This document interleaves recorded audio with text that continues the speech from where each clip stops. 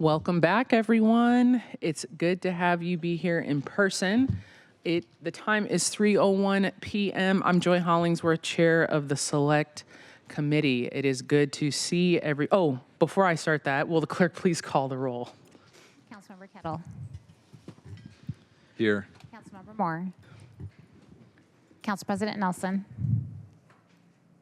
Councilmember Rink. Present. Council President Nelson. Present. Thank you. Councilmember DiVetta. Councilmember Saka. Here. Councilmember Strauss. Present. Councilmember Solomon. Here. And Chair Hollingsworth. I'm here. 7 present.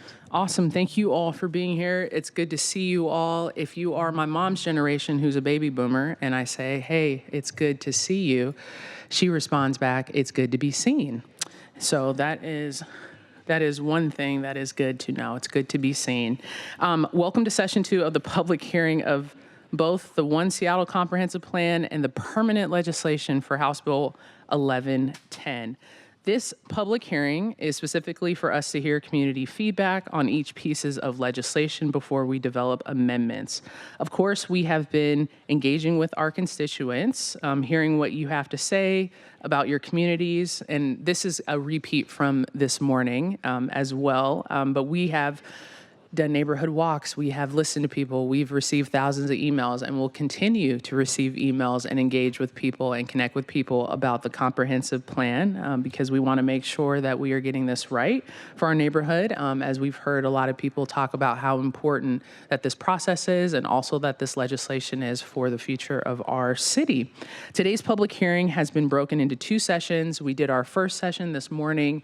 That was at 9:30 and that was reserved for online.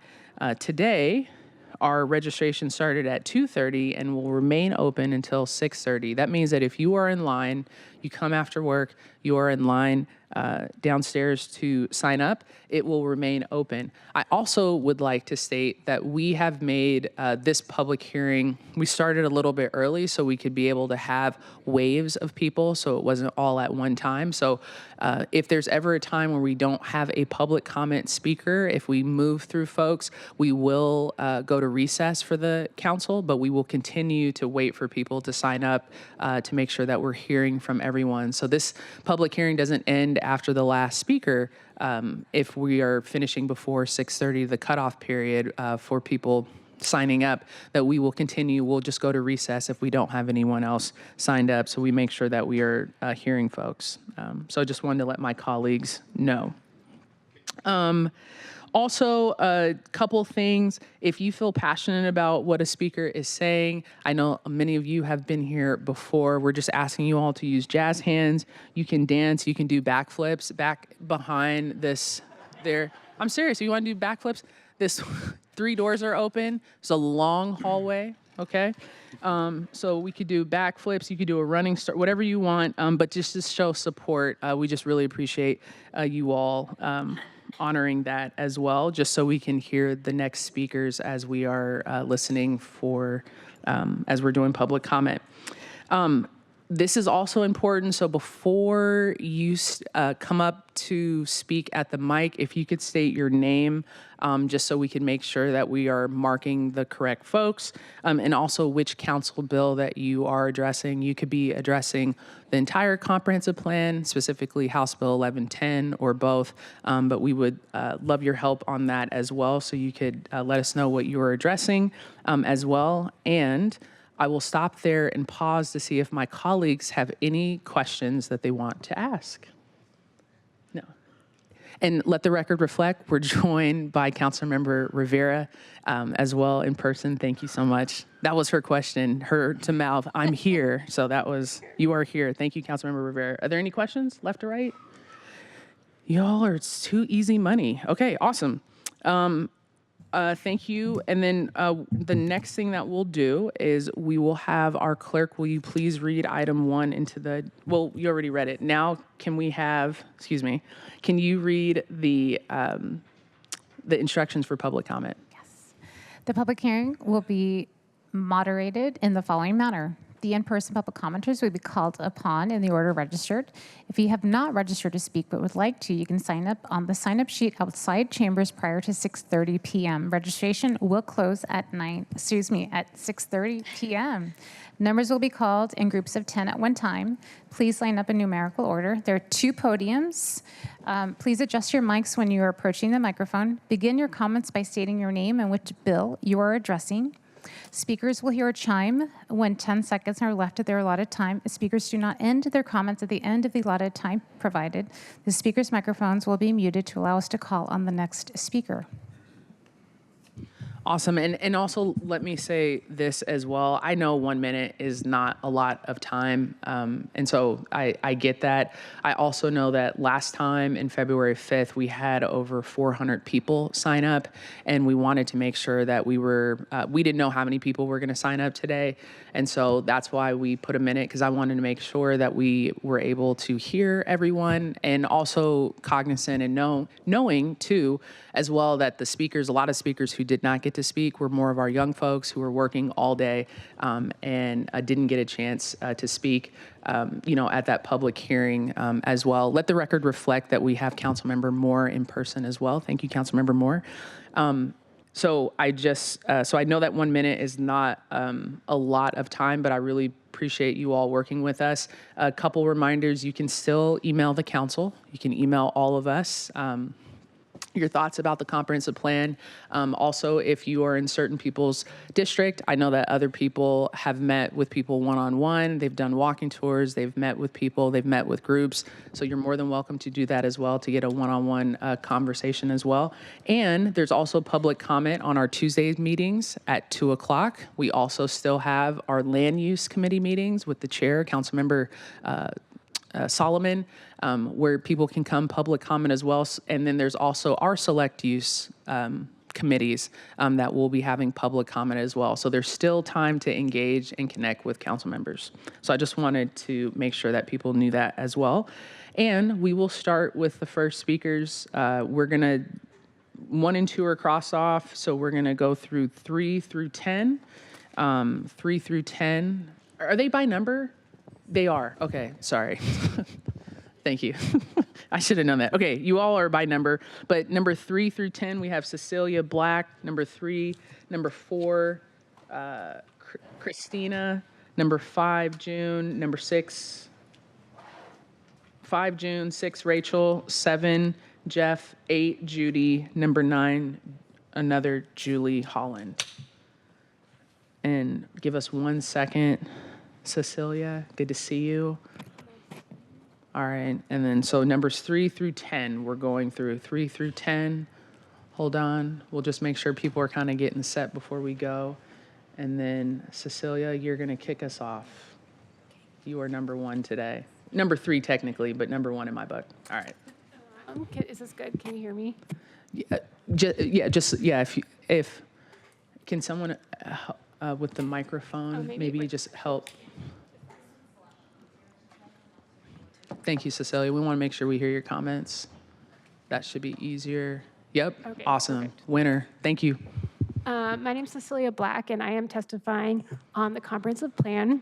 I'm a D4 renter and a community organizer at Disability Rights Washington, and I am asking you to, at a minimum, restore all previous neighborhood centers to their original proposal. This comprehensive plan was our opportunity to confront the racism and segregation that is underlying foundation of our current zoning, and the city is failing to meet the moment. Every person has a right to share their voice, but we don't have the right to block other community members' needs. And the most recent scaling back of neighborhood centers shows a reference to homeowners that does just that. Neighborhood centers are the only new complete communities we are proposing. For people with disabilities who face extensive barriers to housing and transportation, this is a lifeline. If you care at all about renters, about people with disabilities, you will work to expand the neighborhood centers. Thank you. Thank you, Cecilia. Number 4, Christina, followed by number 5, June. I am deaf. Understood. Thank you. We'll go ahead, and can we adjust for 2 I minutes? just need somebody to let me know when my time's almost done. I can't see that, I'm sorry. Understood. That's perfect. That'll work. Hello, and thank you for having this today. My name's Christina Savitsky, and I'm a homeless disabled veteran on the north end of Seattle. And I'm talking today about the comprehensive plan.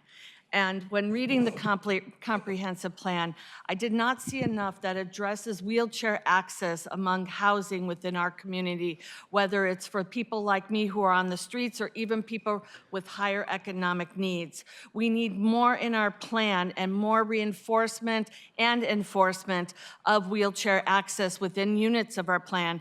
I've been homeless on our streets for almost 3 years trying to get into a wheelchair accessible unit for myself and my caregivers.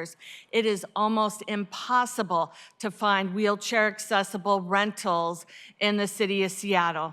We need to do more to include that in our plan so people like myself, and I'm not the only homeless person in a wheelchair, but we need to do more with ADA access within our housing, whether ADU, other property, however, we just need to include our individuals with wheelchairs. Thank you. Thank you so much. Thank you for coming. Next, we have number 5, June, followed by number 6, 7, 8, 9, and 10. If you could come to the front.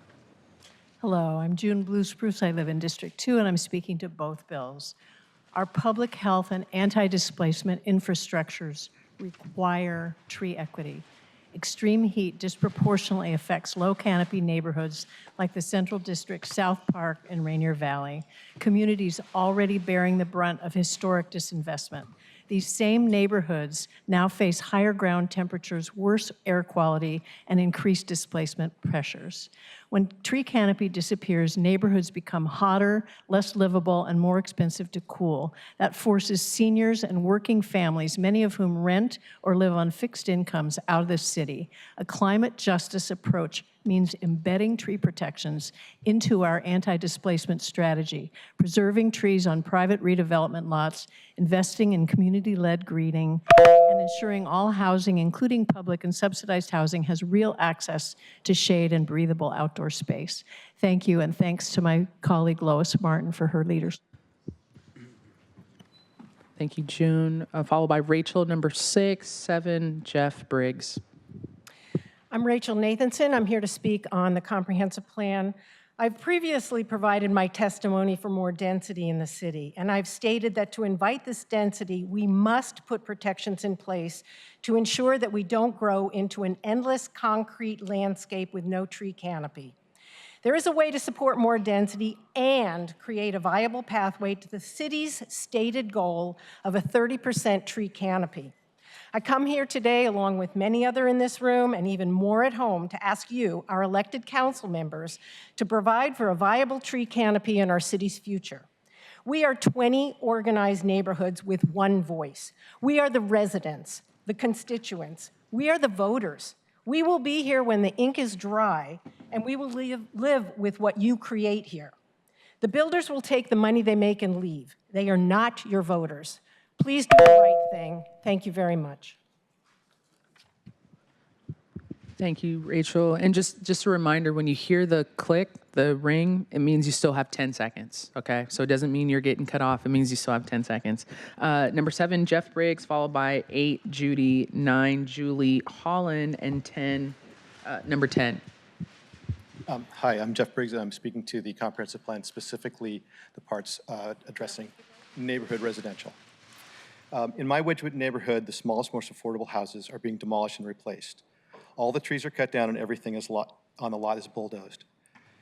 Not for something we need, but for something nobody wants. $1 million tombstone houses packed together shoulder to shoulder. This is not middle housing. This is not gentle density. This is greed. Trees and neighborhood character are among the victims. And as an architect, I'm quite upset.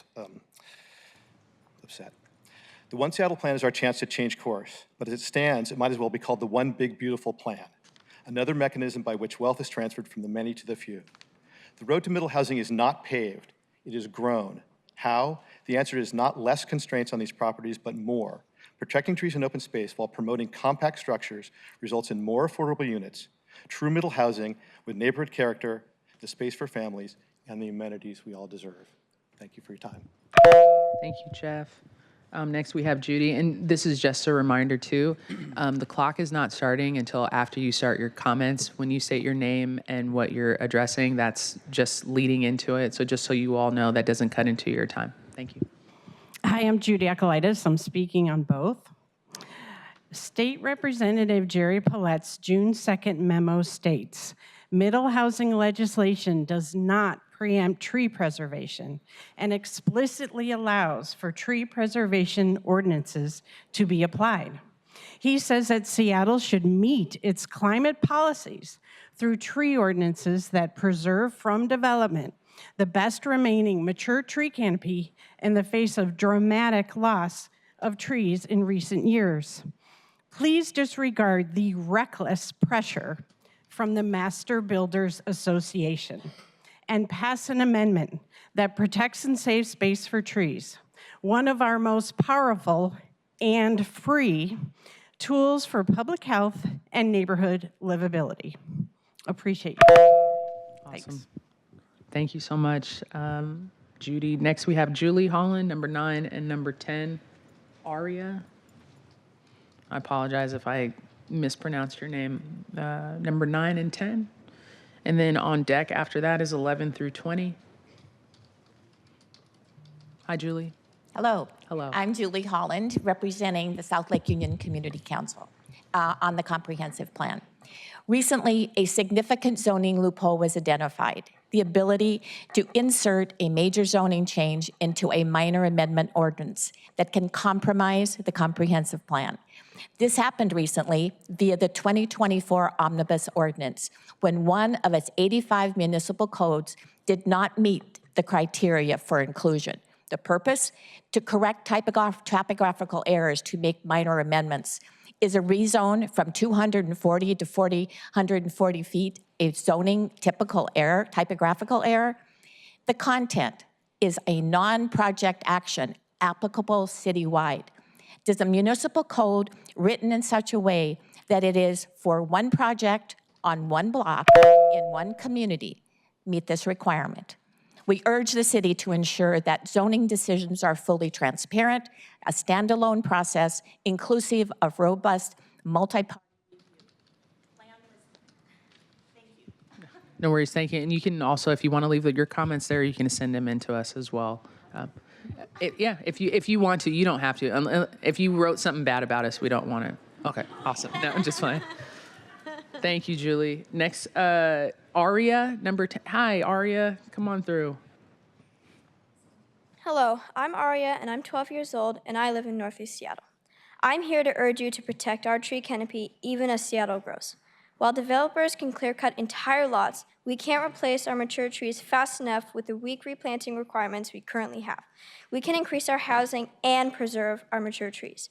2 simple examples are requiring developers to provide alternate site plans before removing large trees, encouraging shared exterior walls and clustered homes to preserve tree coverage. The community has given you lots of suggestions and ideas for both keeping trees and building housing. It's just a matter of commitment on your part. As a young person speaking up for the trees and the planet, it's my generation that will inherit a city that isn't safe to live in, summer or winter, under this plan. Awesome, thank you, Aria. You are a part of the Alpha generation, one of my favorite generations. All right, no knock on my own. 11 through 20 is next. So Joe, yep, 11 through 20, followed by Joe is Julia, then Jennifer Godfrey, then Sean. I don't know how I follow that. So I'm Joe Olson, and I'm addressing both, I guess. Dan's already heard some of this, but I just want to emphasize that we can have both density and we can maintain and preserve our mature trees. And one simple thing you can do is preserve the offsets that or the setbacks that we already have, increase the height limit by 2 stories or 3 stories, so that way you have stacked flats, you've got the same number of units, and you've got the trees as well. Because as we know, the trees are I've got a half a minute left. That's all I had to say, really. But they stop, or they reduce the runoff, and they cool the surface water for the salmon, and that's really important for the orcas as well. And we know that the comprehensive plan right now is being appealed by the Court of Appeals. So it's something you guys should look at to maybe correct before that's done. Thank you. Thank you, Joe. Number 12, Julia, followed by 13. So we have 11 through 20. You are up. So if you will start making your way up, Julia, you're up. Yes, Julia Beabout. I'm here to comment on the comprehensive plan on behalf of the Downtown Community Council. With Seattle's rapidly growing population, downtown has transformed from a commercial core to a vibrant residential neighborhood. This shift, though, has yet to be reflected in opportunities for residents to engage in decisions that directly impact their neighborhood and their lives. 2 points of particular concern are the comprehensive plan's future land use map has yet to show any new zoning for the downtown neighborhood. These zoning changes will be made later this year after the overall plan is approved. This leaves downtown residents in the dark and unable to provide relevant input. Additionally, some of the planning is being conducted directly out of the mayor's office. So far, this has been a one-way process, with the public having little to no input. We ask you to work with the downtown and other urban community councils to create meaningful opportunities for residents to engage. The 108,000 downtown residents activate this. Thank you, Julia. Speakers number 13 through 20 are up. 13 through 20. Hi, Jennifer. This is Jennifer. I'm commenting on both. So we can build needed density while protecting the environment. Portland is doing it. The GMA requires tree protection. We need truly affordable housing, not tombstone McMansions masquerading as affordable housing. How can the city of Seattle implement the growth plan with a faulty environmental impact statement that excluded critically endangered southern resident orcas amongst other inadequacies? Why would a so-called progressive city block the public's right to use an established appeal process for an environmental impact statement? My EIS appeal was dismissed with a misinterpretation of SEPA exemptions, which could set precedent so that no one can appeal a bad EIS. This dismissal is pending appeal in the Washington State Court of Appeals right now. Many replicated studies show that close proximity to trees within 2 blocks resulted in higher birth weights for babies, lower death rates, and cardiovascular disease. Results were greater with older trees. From the most published US researcher on the subject, Jeff Donovan of the USDA. Bigger trees are like bigger straws. Thank you. Thank you, Jennifer. Next we have number 14, Speaker Sean, followed by Susan McCormick, 16, Doug Lind. Hi, my name is Sharon Doby, and I'm speaking to both. As a former urban planner, I know we need affordable housing. Density, affordable housing, and trees should be compatible. So far, affordability seems to just be a buzzword in this planning. On my street, 2 multi-unit lots were developed for an average of over $1 million each per home. Please get real and have planners actually plan for affordability. And I'm speaking till I'm blue in the face about trees. Please redo the ordinance and move it out of SDCI. Even Tier 1 trees have not been protected at all in this plan. Look at what has come down this year. The former NR heights, lot coverage, and setbacks protect trees and more. Madrona is slated as a neighborhood center, and it could actually extend to the flatter area along Cherry, but should not go either side of 34th because of slopes. And lastly, the neighborhood center of Madrona includes Madrona Drive, which has a wetland at the top, steep slopes,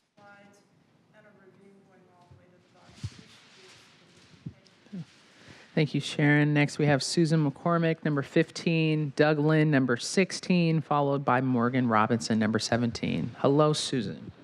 Hello, I'm Susan from Madrona. I'm speaking to the One Seattle Plan CB 120985. We have a petition signed by more than 1,330 concerned citizens. We support middle housing, and we're requesting a few changes. I'd like to talk about 2 specific issues today. First, we're concerned about the boundaries of the proposed Madrona Neighborhood Center, which extend both east and west of 34th Avenue into steep slope areas. There's even a 5-block stretch of 36th Avenue that's so steep there's not a single east-west cross street, only footpaths and stairs. The boundary should be adjusted to exclude the steep slopes. Second, we believe that increased density does not make sense on very steep slopes, particularly in known landslide areas, such as Madrona Drive near the end of the Route 2 bus corridor. We request that you remove the steep slope and landslide areas from any planned upzoning along McCoy Drive. Thank you. Thank you, Susan. Thank you, Susan. Number 16, Doug Lynn, followed by 17, Morgan. Just a reminder that buzzer means you still have 10 seconds left to still talk. It's just a timer. Hi, my name is Hi, Doug. Doug Lind, and I'm speaking to the One Seattle Plan. In 1989, I built a house on the last vacant lot on Madrona Drive. It's steep, subject to landslides and underground water, and backs onto a ravine. I planted a dozen trees, and they've now grown to over 60 feet tall. There are many such lots in Seattle, and they are not protected under the current proposals. When you're considering changes to the One Seattle Plan, I urge you to protect trees, to protect the landslide areas from overdevelopment, and to safeguard our common future. Thank you very much. Thank you. Next, we have Morgan, followed by 18, 19, and 20. Hi, Morgan Robinson. Thank you, City Council, for listening to us. I've talked to you extensively in the past about steep slopes. Today, I'm going to address something a little different. The FAR question. If you look at the coverage for a one-house lot, 5,000 square feet, and you think about the existing FAR is 0.5 and it goes to 0.6, that's a very interesting thing because what it does is it makes that lot much more developable as a single house. And if you can imagine a middle house, it looks like a teardown if you can build a much bigger house on the same lot. I urge you for single family houses not to change the FAR to make it attractive to tear them down and build something bigger. Thank you. Thank you, Morgan. Next, we have speaker number 18, 19, and 20. So 18, 19, and 20. That one might be, yeah, you're good. My name is Augie. I'm 15 years old. My South Seattle neighborhood currently only has a 6% tree canopy coverage. And because of this, we have much more concrete and pavement than actual trees. Even in our public spaces that were specifically designed for trees, there will only be like one, maybe two. And because of that, all of the plants have started dying. We just end up with these fields of dry grass.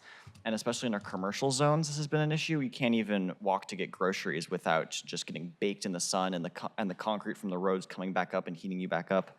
There's like no tree cover in any of our public spaces right now.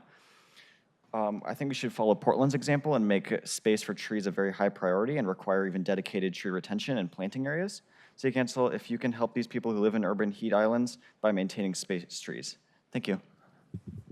Thank you so much. Next, we have speaker number 19, Hans, and then 20, Susan Ward. Hello, everyone. My name is Hans Schiefer, and I'm 16 years old. I hope that the Seattle of my future still has majestic Doug firs that can suck up to 100 gallons water per day because we will need them.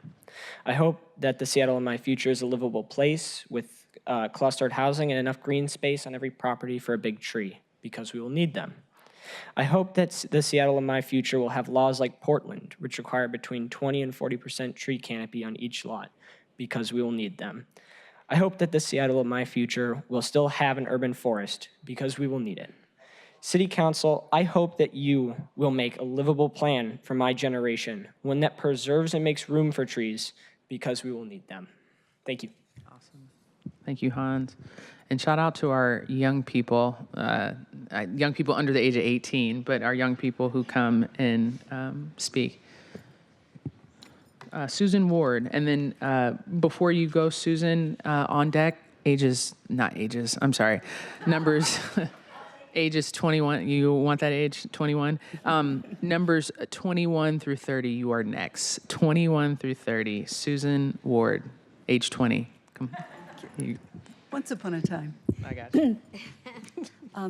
Good afternoon, council members. Amendments can protect or destroy. Amendments placed on the current tree code made it possible to cut any tree a developer decided was in the way. A few amendments to the comprehensive plan could preserve our urban canopy, help us reach the 30% goal, and keep our city in line with Washington state law. Remove the loophole in section 2511-070 that permits at-will tree removal. End cookie-cutter designs that ignore existing green space. Require developers to provide alternative plants which preserve a mature tree. Reduce the proposed allowable hardscape. Keep existing setbacks where most tall trees are. Require 20 to 40% unpaved greenscape, depending on the number of units, and prioritizing the retention of mature trees rather than dividing it into tiny plots. We can increase density and keep a livable city, prevent heat islands, and protect. Thank you so much. Numbers 21 through 30, we have Jessica Dixon, followed by Sandra Hunt, Martha, Ruth, Christy. Yes. So number 21? Awesome. And then followed by 22 and 23. We can all count. My name is Jessica Dixon, and I'm commenting on the comp plan. We're rapidly losing our urban canopy, especially our large trees, once called exceptional, and for a good reason. These trees do an exceptional job of cooling and cleaning our air, intercepting stormwater, producing oxygen, and storing carbon. This is perhaps the last chance that we have to protect what remains and to grow our future urban canopy, and therefore I urge you to make the following amendments to Council Bill 120993. Eliminate setback reductions that limit essential space for trees. Follow Portland's example and require a dedicated tree retention and planting area on every site. Increase tree requirements on new developments and discard the tree point system and remove section 2511-070. Keep the flexible guidelines under 2511-060. Encourage builders to get creative and with foundation systems to save big trees. These trees are at risk in my neighborhood right now. I'm in District 6. This is not about housing versus trees. It's about building housing as if people and the environment. Thank you, Jesse. Next speaker, number 22, Sandra, followed by Martha, 23. Or Sandra. Sandra or Sandy, yeah. My bad. Thank you. Sandra Hunt. You've heard a lot of wonky talk here from folks that I don't disagree with any of it, but I'm a 20-year resident of Beacon Hill, and all I've really seen is tree loss. Tree loss when McMansions or whatever you want to call them in our neighborhood are put up and all the trees are cut around them. My neighbors stand around and they're arguing with the developer over where their lot line is. Is this the way to run a city? I mean, when trees are on the edges of lots, we need to look comprehensively at how they're impacting all the people around them, not just the person who owns that lot and that developer who's trying to build one of those $1 million boxes there. So please come up with strategies that allow us to keep the trees that are at the edges, that protect our South End residents from the airport pollution that is raining down on us. And those trees are critical for us, for our health and our safety. Thank you. Thank you so much. Speaker number 23, followed by 24. All right, good afternoon. Thanks for taking the time for these important issues. I'm speaking to both the comp plan and HB 1110. My name's Martha Baskian, but my writing, I guess you can't read it, can you? Healthy communities, environmental justice, climate resilience, protections for trees, and housing for every income level are interconnected. They're a constellation of achievable goals for an Emerald City where economic and health disparities will no longer be accepted. The state's middle housing bill, legislation HB 1110, which prompted proposed changes to zoning, doesn't tell cities to ignore protecting trees and green buffers. Instead, it explicitly allows for tree preservation ordinances, as has been mentioned, as Representative Jerry Paulette wrote to you on June 2nd. Preservation of trees is, in fact, part of the state's mandate in the middle housing legislation. HB 1110 requires allowing 4 units per lot, he noted, but the legislature took special action to ensure that tree preservation ordinances were not preempted. Leave it at that. Thanks so much. Thank you, Martha. Next, Ruth at number 24. Awesome. And then number 25, Christy, you are up after Ruth.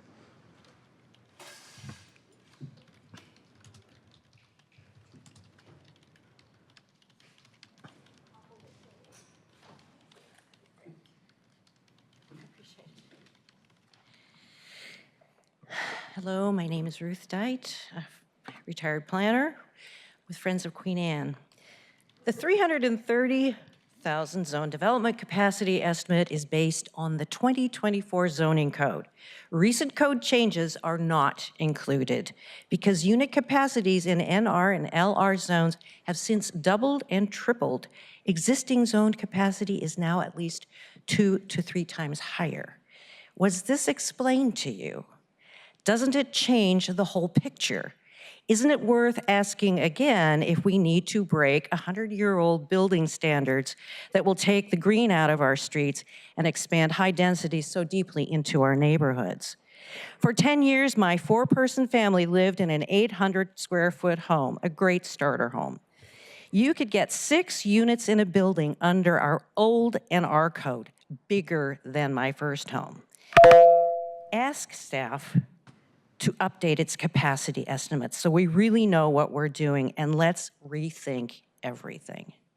Thank you, Ruth. We have Christy, number 25, and then number 26, Kathleen. So we are 25 through 30 is where we're at, 25 through 30. All right, awesome. Are you Hi. Christy? Yes. Awesome. I'm Christy Lammers. I'm a Seattle Public Schools teacher. I'm married to a retired Seattle Public Schools teacher. The Lammers family are members of District 5, the Pinehurst neighborhood. We could not afford a home in Seattle that a growing family could live in. So in 2007, my father-in-law, a small-town carpenter, volunteered to rebuild our tiny home during my father-in-law's last year of his career. We expanded our home from 840 square feet to 2,300 square feet with these hands. We kept every Douglas fir in our home design. But now, after the sale of my neighbor's lot, the lot next door will be cleared of every tree, including 5 native Douglas firs with an average tree trunk diameter of almost 3 feet. The developer's site plans show the new single-family home and 2 ADUs will have almost no green space. This will jeopardize the health of every Douglas fir in our grove that extends over 3 neighboring lots, and therefore the safety of my home that my family built. Please amend the zoning bill to retain. Thank you so much, Christy. Next, we have Kathleen, number 26, followed by 27, Dawn Siller. I apologize. Put a V on your last name. Kathleen. Good afternoon. I'm Kathleen Southwick. I'm speaking to both bills. I am one of more than 600 neighbors on the north section of 10th Avenue West who oppose the rezone of our street to LR3 based on OPCD's determination that the #1 bus route offers frequent service and that the arterial connects urban centers or to a major park. This is not the case for this section of 10th Avenue West. Based on our research, this is the only upzone where this criterion has been incorrectly applied. We support Councilmember Kettle's Amendment 4 regarding setbacks on Queen Anne's Historic Boulevard, which includes our section of 10th Avenue West, and ask that this be included in the permanent legislation. When zoning changes are considered, we ask that all of the Queen Anne Boulevard be designated neighborhood residential. Thank you. Thank you, Kathleen. We have Dawn Siller, number 27, and then followed by Thomas Kennedy, 28. 29, Nancy, you are going to be up, and then 30, number 30. I'm Dawn Seiler. I'm speaking on the comp plan. Thank you. Queen Anne's comp plan. Queen Anne Hill is an island in Seattle. Within 5 blocks, the hill rises 450 feet. Due to its sharp acceleration, there are only 5 arterials on and off the island, all single lane except Queen Anne Avenue.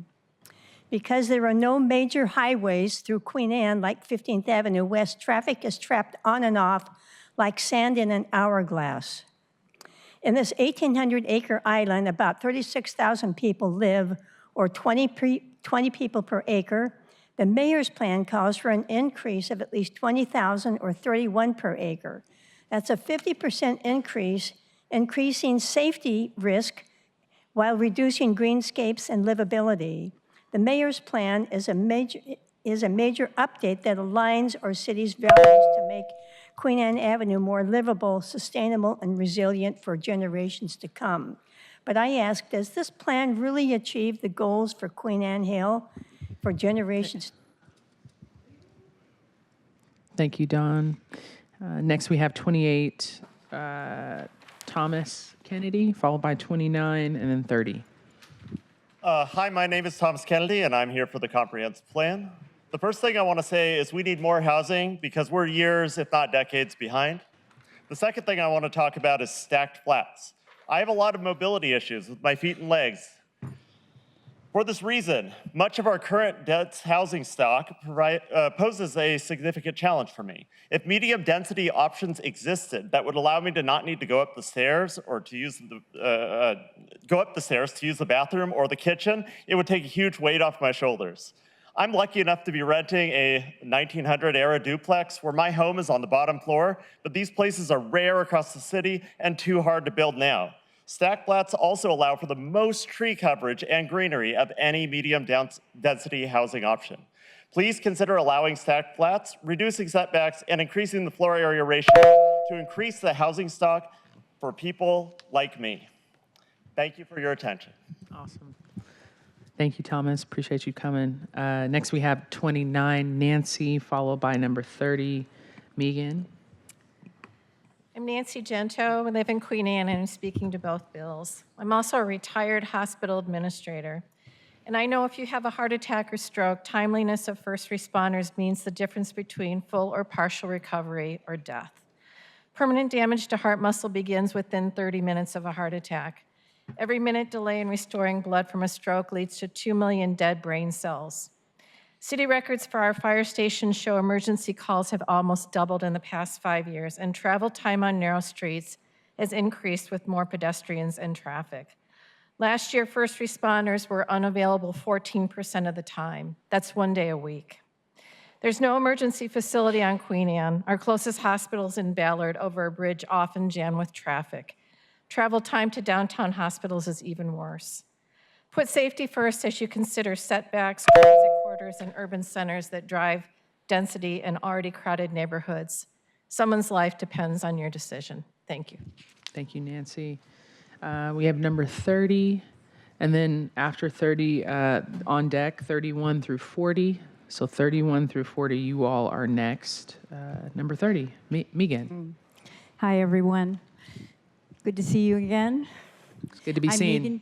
What was that? Okay, go ahead. My name is Megan McKiernan.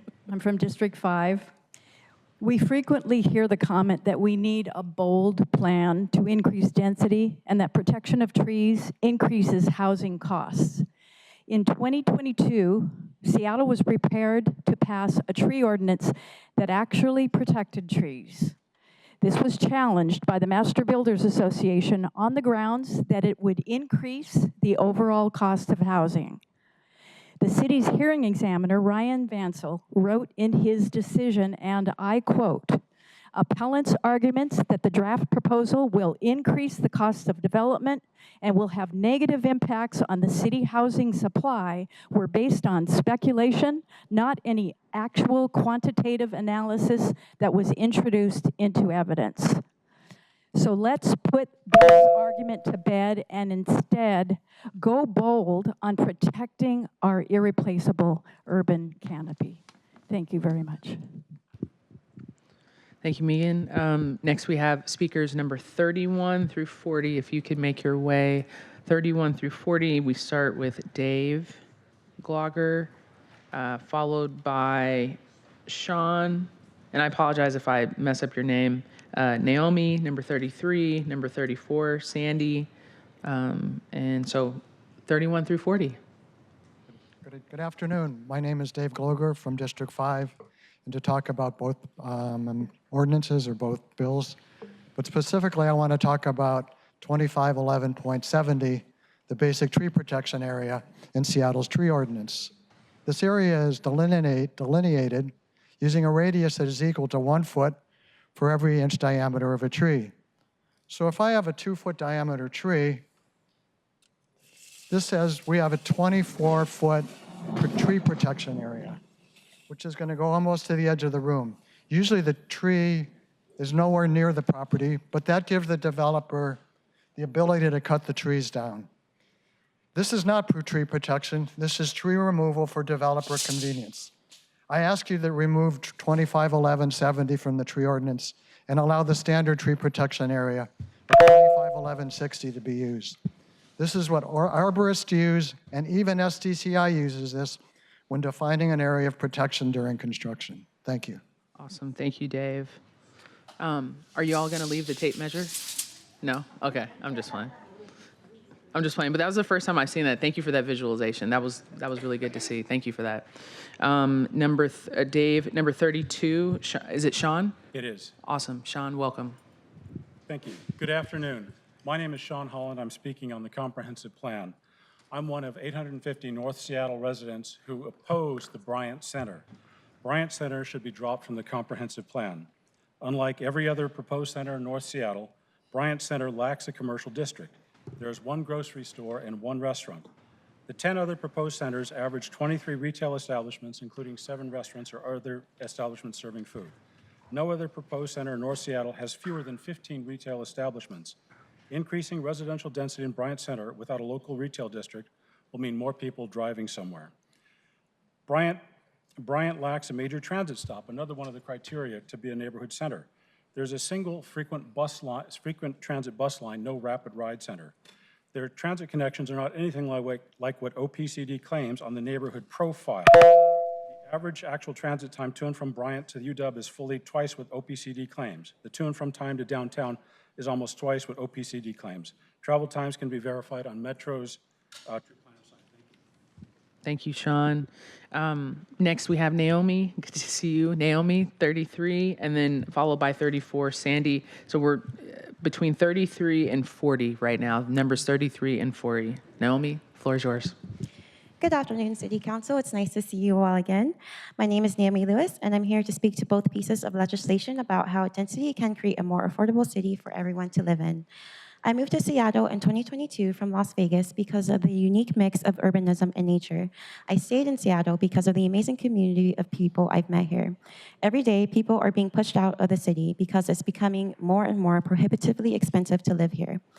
If we want Seattle to continue to be the world-class city that it is, we need to allow for more density so more people are able to live here.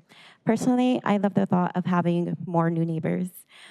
Because of these reasons, I am asking you to use this once-in-a-decade opportunity to support amendments to restore the neighborhood centers that we're taking out and to eliminate parking minimums. Thank you so much for your time. Awesome. Thank you, Naomi. Sandy? Actually, we switched. Oh, you switched. Sorry. I'm sorry. Okay. Yeah. No, thank you. What number?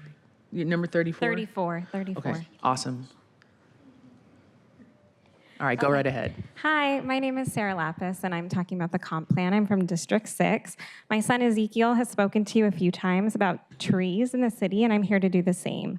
Please amend your plan to include green space and tree retention requirements. This is a picture of Ezekiel and his brother Arsenio climbing in a local western red cedar we love.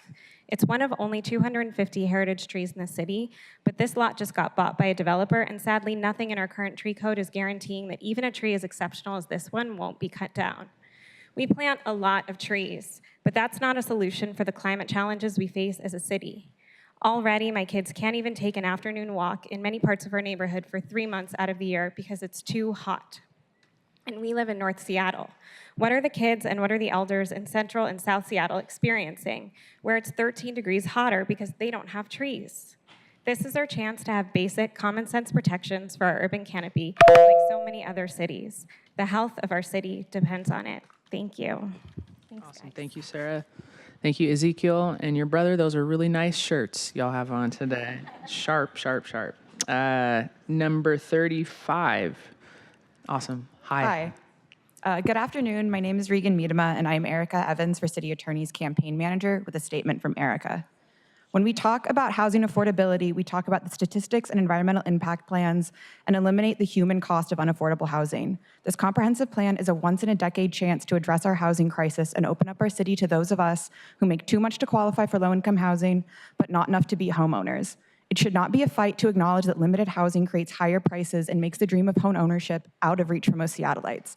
Growing up, Erica moved 8 times before she was 12 because of the housing cost crisis. That crisis has not improved in the least since she was a child. Instead, we have made it worse by sticking our heads in the sand and refusing to take actions like we see in this plan. Building more homes is good for the environment, not a detriment to it. When we have dense housing around transit centers, as is laid out in this plan, we can work to eliminate our car dependency and improve Seattle for everyone. Please support the comprehensive plan and keep Seattle affordable for the rest of us. Thank you. Awesome. Thank you so much. Next, we have number 36, Gregory Bell, followed by 30. Before you start, Gregory, 1 second. 36, followed by Dorothy, number 37, 38, Miles, 39, Patricia, and 40, Jackie. Gregory, floor is yours. My name is Gregory Bell, and I'm here testifying on both bills. I'm a homeowner and member of the board of the High Point Homeowners Association in West Seattle, where I live with my wife and kid. I'm here today on my own behalf to advocate for more homes in our city. The national news makes my heart sick. The way trans people are being treated in large parts of this country is appalling. Just last week, the Supreme Court ruled that states can ban medical care for trans children, the latest in a long parade of abuses. Seattle can be a haven for trans people, but only if there's room for them. I have twice helped trans friends move cross-country by letting them crash in my guest room for a few months while they apartment hunt. It was incredibly difficult because there simply aren't enough apartments. We can save people's lives by making room for them as they move here from Texas, Florida, or Tennessee. I urge the council to ask, how many more neighbors can we welcome? And build upon the mayor's plan by upzoning all residential neighborhoods in Seattle above and beyond the requirements of the state, more larger and denser neighborhood centers, more larger and denser transit corridors. Thank you and happy Pride. Thank you, Gregory. Happy Pride as well. 37, Dorothy, followed by 38, Miles, 39, Patricia, and 40, Jackie. Dorothy. Hi, my name is Dorothy Neville, and I live in what they call the Bryant thing, but I actually live in Hawthorne Hills. So I agree with the last Bryant person that we don't have a neighborhood center, but I totally disagree with them on the conclusion. I've lived there for 35 years, and right around the perimeter, we have tons of buses, we have tons of restaurants, we have a pharmacy, we've got a library, we've got plenty of stuff. So that goes with my idea, is I think all of these zones should be bigger. I don't know why they're so small. We don't actually have that much inventory of teardowns that would be turned into apartments in the very small zone. I think if you make the zone bigger, you're much more likely to have better results within the next 5 years. Thank you. Awesome. Thank you, Dorothy. And thank you for y'all doing the jazz hands and the dances. That was nice, Gregory Bell. Miles? Hi, I'm 17, I'm in high school. I am in District 4. I am here on the NR zoning HB 1110, and if I was given an assignment like this to read 600-ish pages, I think that in high school is very challenging. And if we were to do this type of assignment, we would have a lot of essay writing and a lot of deliberation and talking to decide whether or not this is a good thing. I think in the past 8 days, that is a too short time frame to do this sort of thing. And typically in high school, and I mean, I know this isn't high school, but we talk a lot more. We have a lot more time. We spend months on something this long. We would have multiple conversations, hearing everybody out, which we're doing here today, but we need to do more of it. And I also here want to vote for the trees, because in my neighborhood we have a lot of trees. We have big parks, and I know that there are not a lot of big parks in neighborhoods, but we need more big parks because it's really important. Thank you. You still have 10 seconds, Miles. You're good.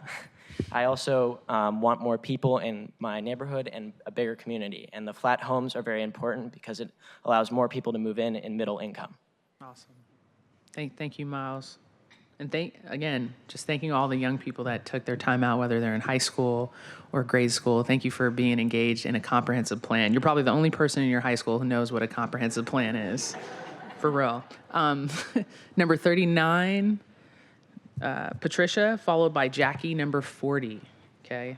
39 and 40, and then y'all know the drill, 41 through 50, y'all are on deck. Hello, council members. I'm not asking you, I'm imploring you, don't take away the things that make the Pacific Northwest this desirable location that people are moving here for. Our gorgeous emerald tree canopy, a healthy Puget Sound, the orca whales, the gorgeousness of our neighborhoods, big leaf maples, trees, birdsong. Now, I've lived here my entire life. I live in Magnuson Park, and I grew up near Lake City. Went to Nathan Hill, et cetera. And Lake City at the time was a lower to middle income neighborhood full of trees, grass.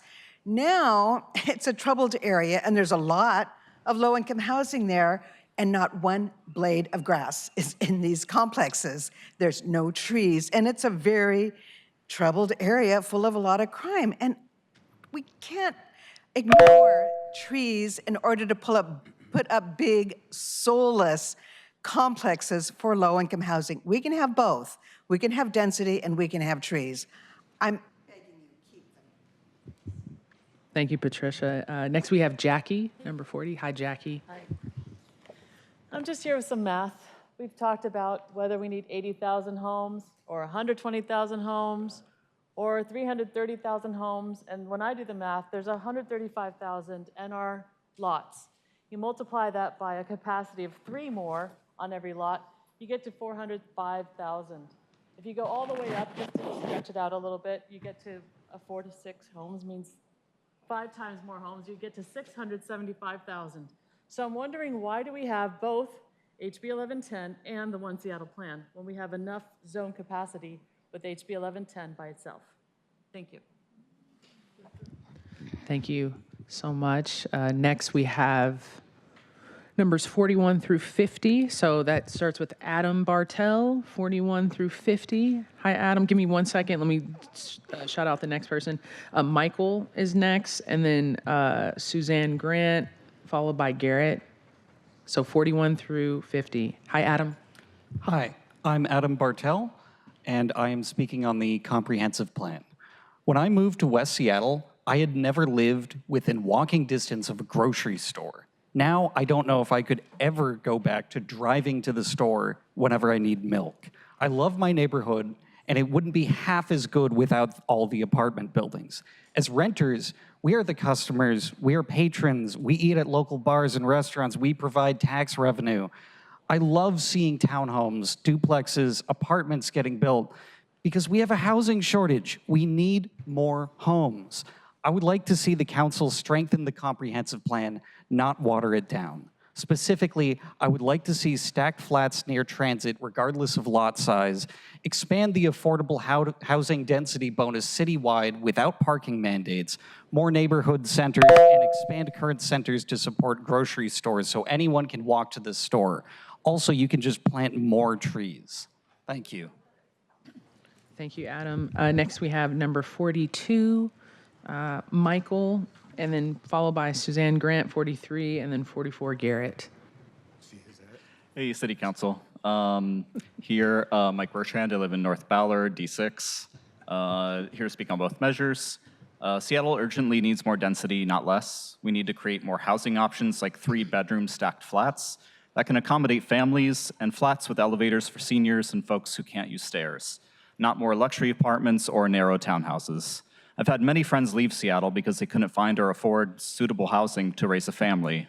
I've seen many beloved local businesses close due to high rent thanks to limited supply.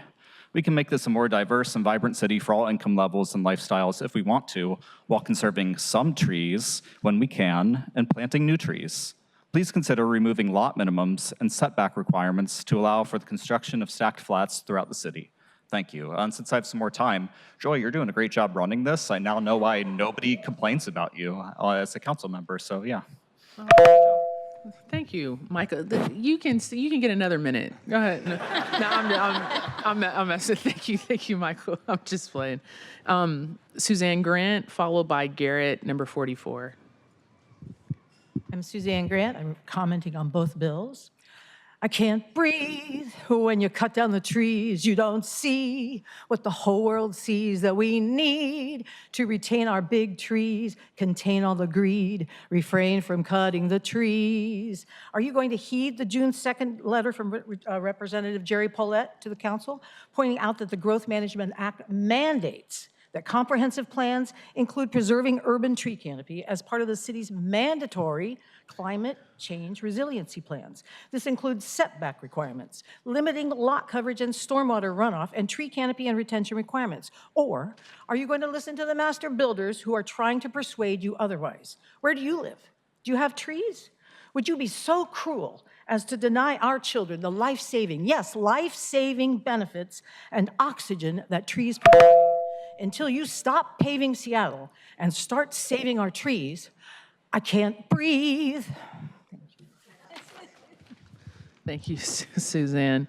Next, we have Garrett, number 44, followed by, hold your thoughts right there, Garrett, followed by Greg Smith, 45, 46 through 50. Sorry, let me rewind. My apologies. Garrett, you're next, right? Let me reset the table. Garrett's next. 45 through 50, you are up next. Number 45 after Garrett is Greg Smith, followed by number 46. I don't know if that's a Zane but that's number 46. Zane. Amen. Thank you. Okay, Garrett, you're up. Hey there, Chair Hollingsworth, council members. I feel like I don't quite have the pipes to follow the last speaker, but I'll give it a shot. So my name is Garrett Plesko Moore, and I'm addressing both bills today. My partner and I are renters in District 3, and we are deeply engaged in our community, from helping redevelop a local park to going to neighborhood coffee shops and breweries and hoping to soon have kids here. But given the current shortage of housing, I don't currently see how we can continue to be able to live here affordably, much less have a family here. So I'm really asking council to please expand the affordable housing density bonus citywide, create a similar bonus for low-rise zones, increase the stacked flat bonus, remove lot minimums, and increase height limits. Expand neighborhood centers, especially in areas that have not carried the heavy weight of displacement historically. Bring back smart, proven anti-displacement strategies like connected communities. I'm a passionate runner who loves the outdoors and needs the trees to address chronic disease. If we don't build here, we will sprawl and cut more trees outside the city. Thank you. Thank you, Garrett, for your comments and for coming down. Next, we have Greg Smith, followed by Zane, number 46, 45 through 50. You're up. I'm Dr. Greg Smith, and I spent years working in programs for people who were homeless. In 2015, there were around 7,000 people living homeless in Seattle. That year, Seattle and King County declared an official homelessness emergency. Over the next 10 years, Seattle spent over $1 billion on homelessness. Last year, the homeless count was $12,000. 12,000 people. That's an increase of 60% over 2015. So how do you spend over $1 billion and end up with more homeless people, 60% more homeless people? You do it by refusing to do what really matters for homelessness, and that's build enough housing. Homelessness is caused by not having enough housing. Any proposals that decrease the amount of housing is going to increase the amount of homelessness. Strengthen the comp plan. Thank you, Greg. Next, we have Zane, number 46, followed by Julie, number 47. Hey, Zane. I'm Zane Muller, and I'm here to speak, I think, to both issues. I'm a renter who recently returned to Seattle after more than a decade, and one of the reasons I dragged my wife and one-year-old back here is that I think people in the city are unusually conscientious and empathetic and open. It's the kind of community I want to raise my daughter in. So as I've gotten re-engaged in conversations about housing in the city, I've been struck by, I think, a disconnect between some local concerns and the big picture. The link between floor area ratio restrictions and the desperation of the unhoused isn't obvious. But the truth is that even well-intentioned zoning requirements become tools for cynical opponents of housing density to reduce the amount of housing available and to hoard the privilege of living in this beautiful city. So if you're opposed to the comprehensive plan for whatever specific reason, I would ask you to be open to seeing those connections and to be open to reflecting also on how your position aligns or doesn't align with your other values. Thank you, Zane. You still have 10 seconds. Oh, you're doing great, Joy. Okay, awesome. Thank you, Zane. Next, we have Julie, number 46, or 47, I'm sorry. Zane was 47, 46, followed by number 48. So again, we're 47 through 50. Hello, my name is Julie Scrivener, and I am commenting on both. I'm a homeowner in Fremont, and my #1 priority for the comprehensive plan update is to make stacked flats viable across every single street in Seattle. In my 10 years living here, my husband and I have seen mostly townhomes being built. Townhomes primarily cater to wealthier, childless professionals like us. But we want to live in a city where our friends who are therapists and artists and teachers and civil servants can afford to grow their families and age in place, not just tech workers. We don't want to become San Francisco. To prevent this, we need stacked flats on quiet neighborhood streets. I urge you to remove lot minimum requirements, relax setbacks, and double the bonus for stacked flats. Further, let's expand the number and size of neighborhood centers and invest in planting public trees everywhere so we can create a city that is affordable, diverse, and green for everyone, not just North Seattle. Thank you, Julie. Next, we have number 48, 49, and 50. So 48, Christian, Sage Miller, and then number 50, Susan. I know I butchered your name. I'm so sorry. You know, if somebody just stutters, I think that's me. Yeah. My name's Kirsten Gemeiner, and I'm here for the comprehensive plan. I'm a physician in District 5. Thank you, Kathy, for being here today. The reason I'm not in my practice today, and I'm here instead, after a lifetime of delivering babies and helping people die at home, is that the decision you'll make with the comprehensive plan will affect more health than I have done in my lifetime practicing on 3 continents. So I know trees, more trees. We actually can't afford to cut down any more mature trees. We've got a heat dome in the Midwest. Alaska's recording 80 degrees in June, which it's never done before. And Washington has a fire season, which didn't exist when I grew up here. I loved the person who cited that trees increase healthy baby weights. It's true. The health statistics go on infinitely. Make a decision to keep all the mature trees and find the will to make dense housing. Thank you, doctor. And thank you for all the babies you delivered as well. We have Sage Miller, number 49. Yes, ma'am, 1 second, Sage. And then we have, I think this is Susan, number 50. So 49 and 50, you're up. Yes, well, my name is Sage Miller, and I live in the Cascade neighborhood. I'm a registered voter, and I'm here to advocate for changes in the CB 120993 to protect trees. I know that you all have heard the talking points, the recommendations for protecting trees, and I'm also hoping that you've opened your hearts up to the public comments for everybody's concern for a tree canopy in Seattle.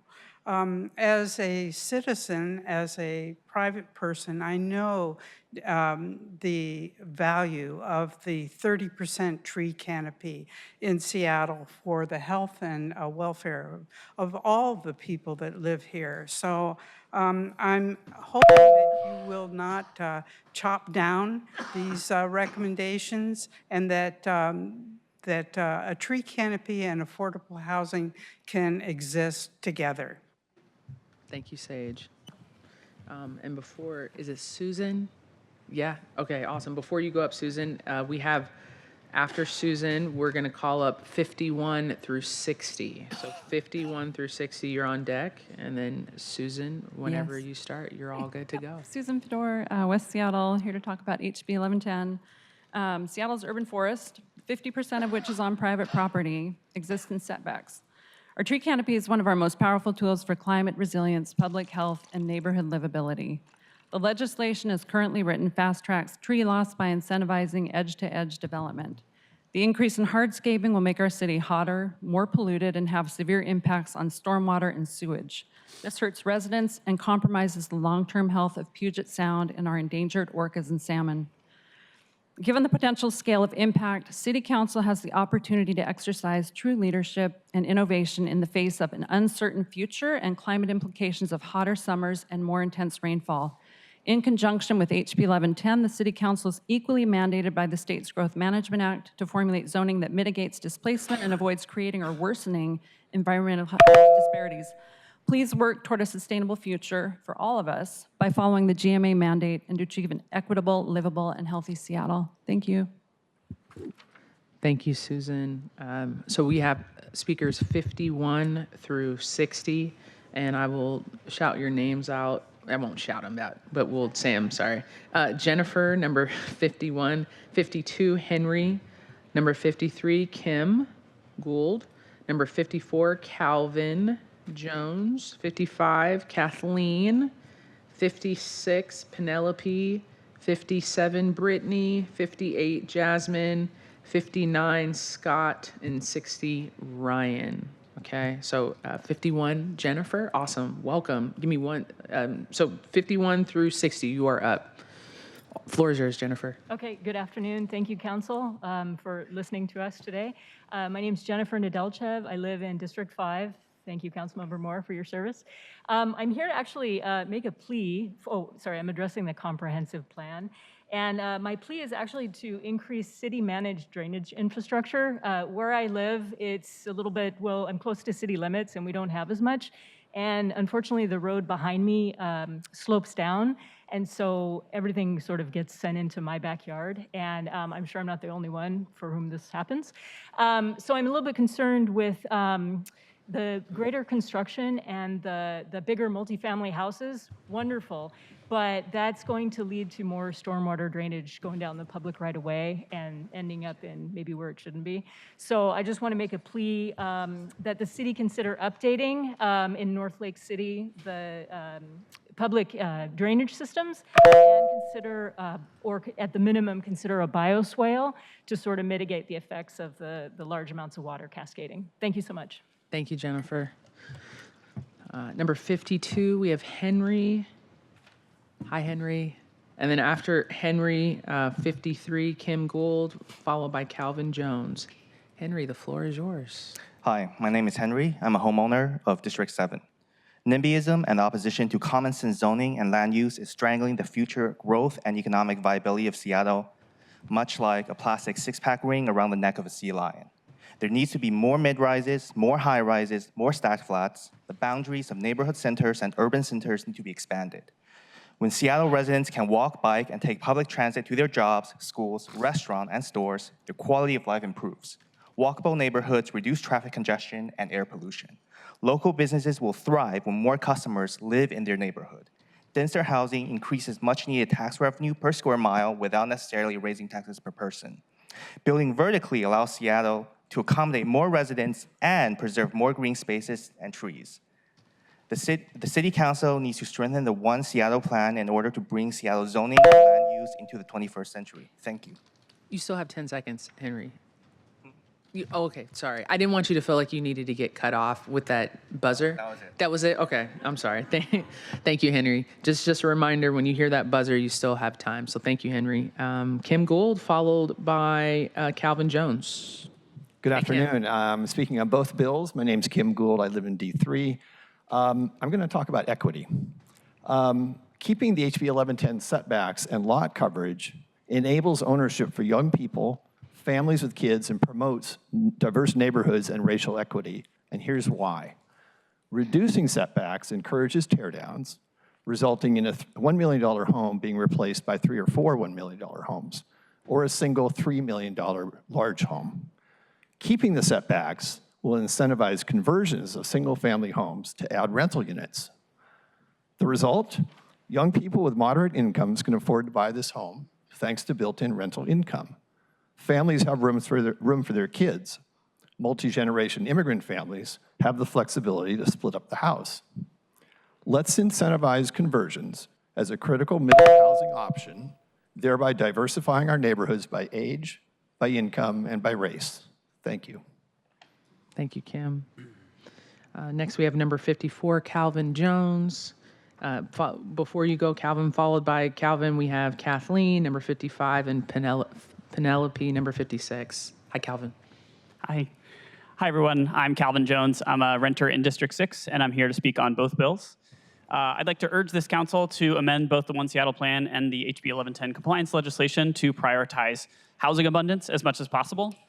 Specifically, I'd like to see the number of neighborhood centers expanded. I'd love to see the affordable housing bonus spread to all lots throughout the city and expanded as well so the Seattle social housing developer can benefit from it. I'd love to see the stack flat bonus expanded to all lots as well. Corner stores allowed on all lots and not just corners. And the elimination of parking mandates citywide. I think housing abundance is such a core part to our affordability goals, our climate goals, and our local commerce. And we have a huge opportunity to make housing much more affordable for generations of Seattleites to come. Thank you. Thank you, Calvin. Next, we have Kathleen, 55, followed by Penelope, 56, 57, Brittany. Hello, I'm Kathleen Kirchhoff. I'm in District 6, and I want to address probably both bills. As you'll notice, we've got over 30 states in our country right now that are under heat wave concerns. If we do not plan for increased heat waves here, we are really endangering our local population. I also want to point out that we cannot rely on electrical air conditioning to save us, given that AI is going to suck up a huge amount of electricity, and the cryptocurrency is sucking up that energy. And I feel that what will happen is that we'll get priority, and the rest of us will be scrambling for the little bit that's left. Trees provide cooling without having to rely on electricity. Please give them space to live. Awesome. Thank you, Kathleen. Next, we have Penelope, number 56, followed by Brittany Brose, 57, 58, Jasmine, 59, Scott, and 60, Ryan. Penelope, hello. Hello, I'm Penelope Nichols, and the reason I'm here is I'm seeing one element of the One Seattle program that is not included, and that is collaboration. It feels like it's a top-down thing that's sort of like, here it is, here's the unit, blah, blah. And yes, we need those spaces. We need the urban area. We need the density. We need all that. But if you don't include the people, the neighborhoods in particular, especially those neighborhoods who already have their own character, then you're just trashing it all. And you're going to end up with one monoculture of Seattle.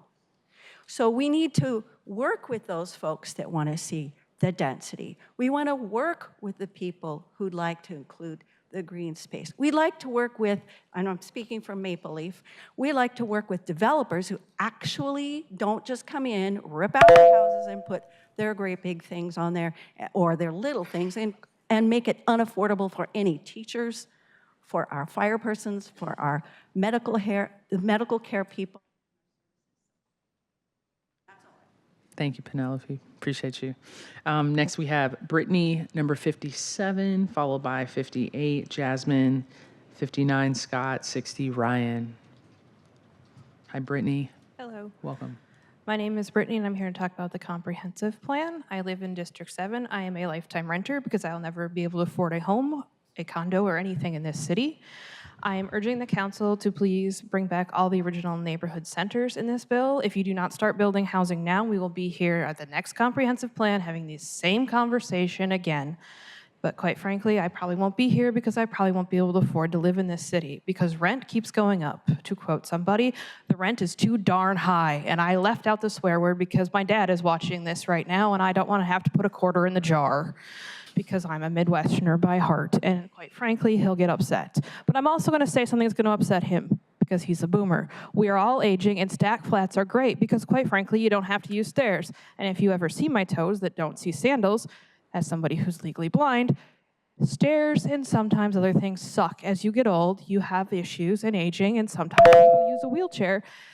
And stack flats are great because they're on one level. It's perfect. Please consider doing those throughout the city. Thank you. And would the last non-millionaire please turn off the coffee pot in this city? Thank you, Brittany. Jasmine, you are next, and then followed by Scott, and then Ryan. Jasmine, the floor is yours. Thank you.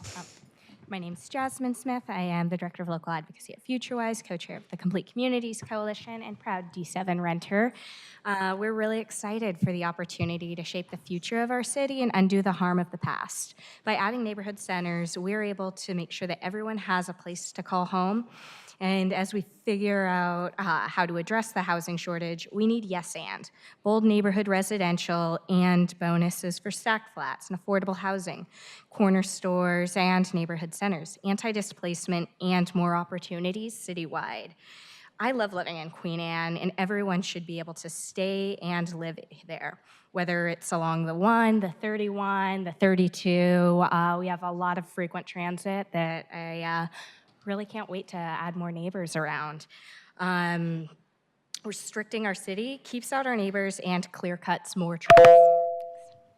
You still have 10 seconds. Oh, that's right. There's a lot of incentives that we can put forward to ensure that we're able to keep our trees, that we're able to really maximize the opportunity that we have in front of us. Thank you. Thank you, Jasmine. Just a reminder, that buzzer, you still have 10 seconds, okay? Scott and then Ryan. I know it's confusing because it rings so loud and it makes you feel like stop, but it's not. It's just a nice reminder. Scott and then Ryan, number 59, then 60. Hi, my name is Scott Hattlesey, speaking to the comp plan on behalf of Beacon Hill Council. We have two asks: prioritize and accelerate housing levy investments for low-income and workforce housing in Beacon Hill, and two, incentivize the building of additional detached dwelling units and DDUs. There's a cost of about $60,000 to $70,000 at the point of sale. Please defer that until later on. This will help residents generate income to stay in place while providing additional fill-in housing for families and newcomers. The Beacon Hill neighborhood is historically majority working families. As Seattle has evolved and rents have increased, the viability of working class incomes has plummeted. To combat displacement and gentrification, we need affordable housing, not luxury mid-rise after luxury mid-rise with permanently vacant commercial spaces. The theory under which luxury apartments were built was that any increase to housing supply would reduce the overall pricing in the market, but that logic assumes profit-driven developers will outpace population growth, which they have not. The free market is neither responsible for nor interested in providing shelter for the people whose labor the city is built on. It is your responsibility to wield the office we voted Thank you. to serve the public's interest. Thank you, Scott. Developers whose only goal is to siphon our community's wealth. Thank you. Thank you, Scott. Next, we have Ryan.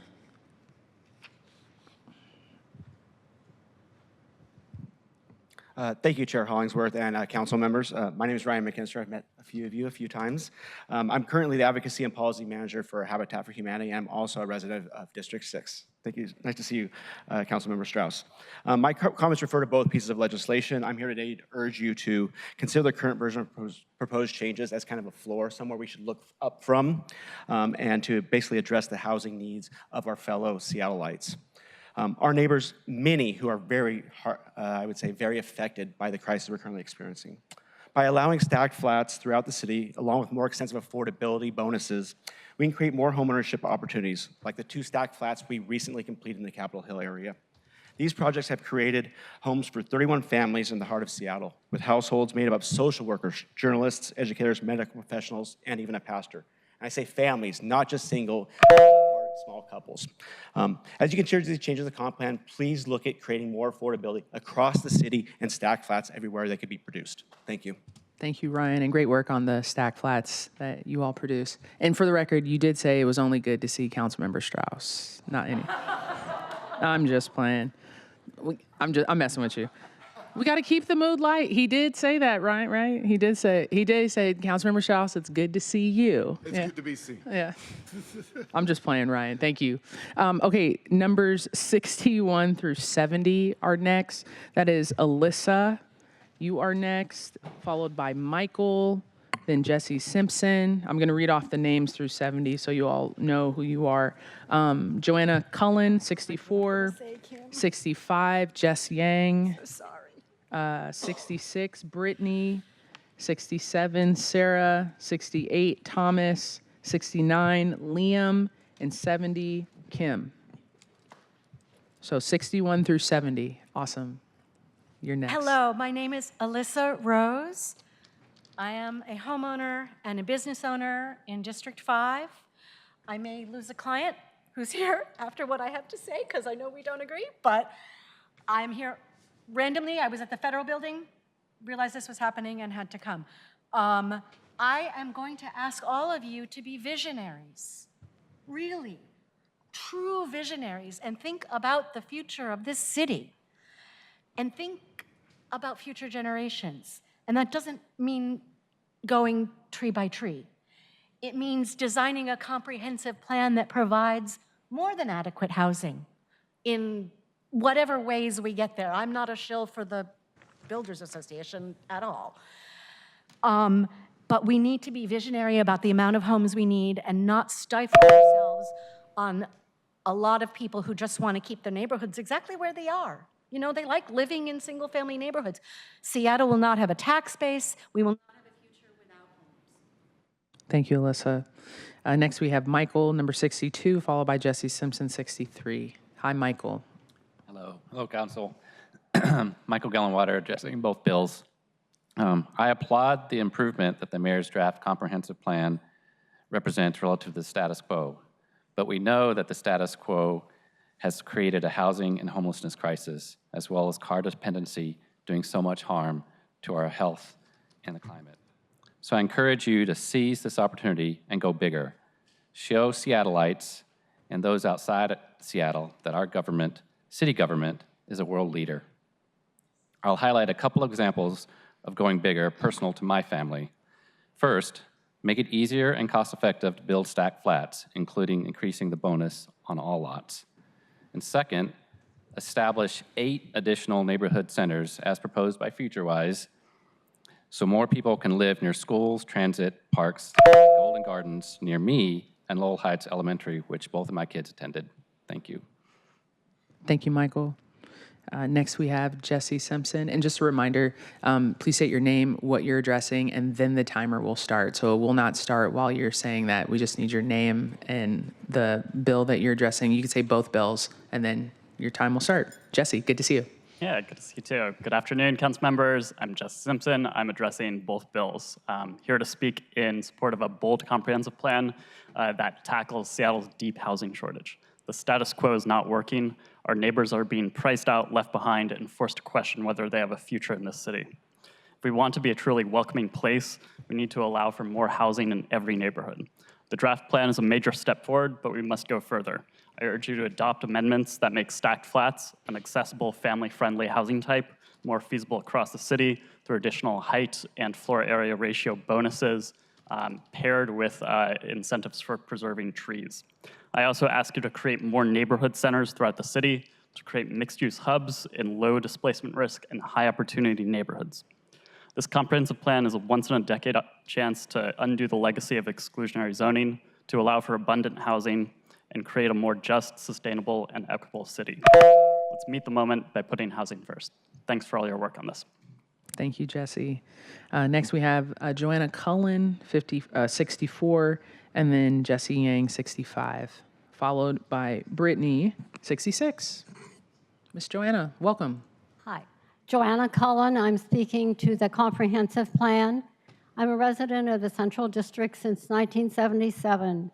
Reject expanding the CD urban village center boundaries into the neighborhood residential areas, and reject annexing the central area to Capitol Hill, First Hill. The central area design guidelines clearly claim this area for the central area, not Capitol Hill, and it is part of the Central Area Arts District.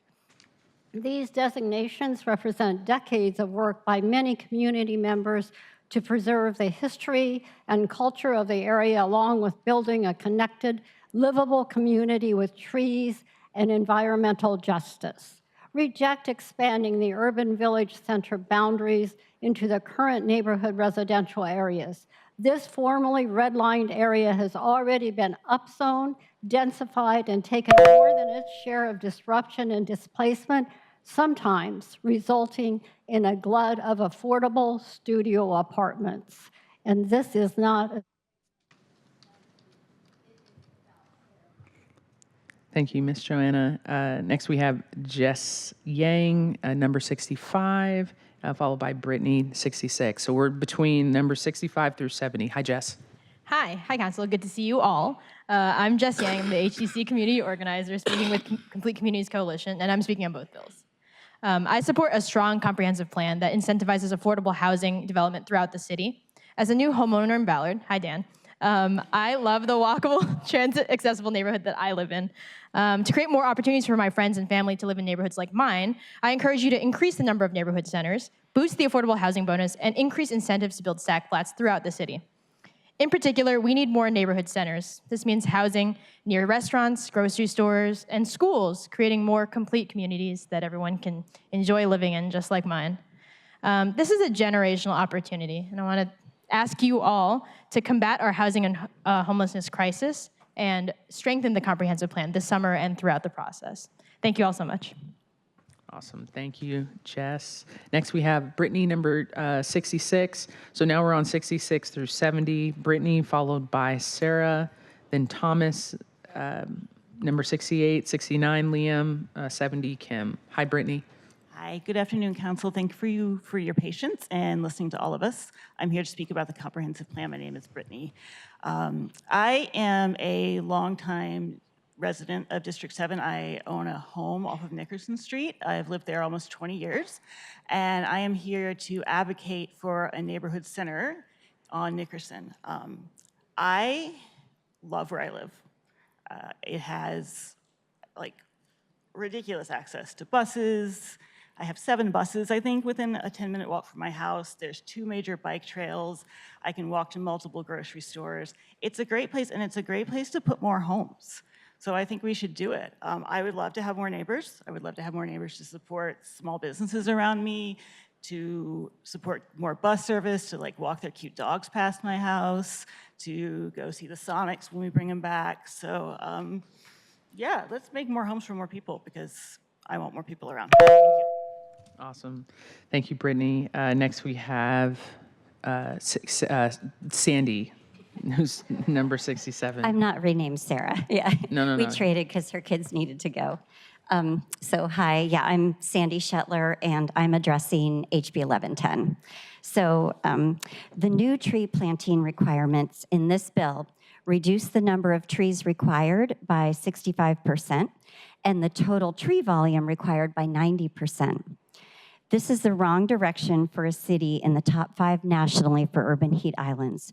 So I thought it would be easier if you could visualize the trees in this space. So the last time I was here, I paced out the room.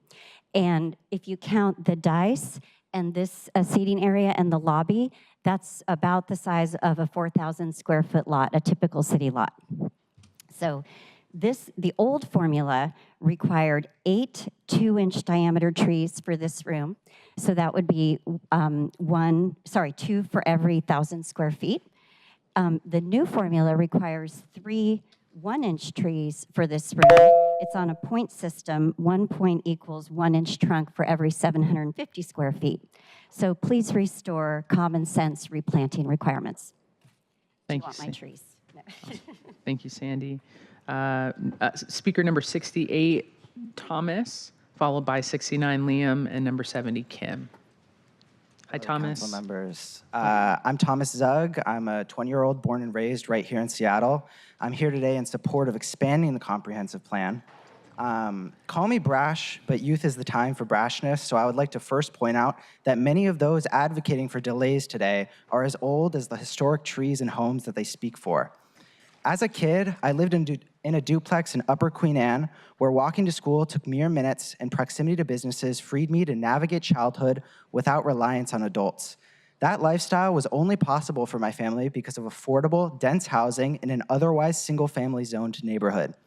Young people like me are not a guarantee in Seattle. If this city remains unaffordable, we will continue to leave.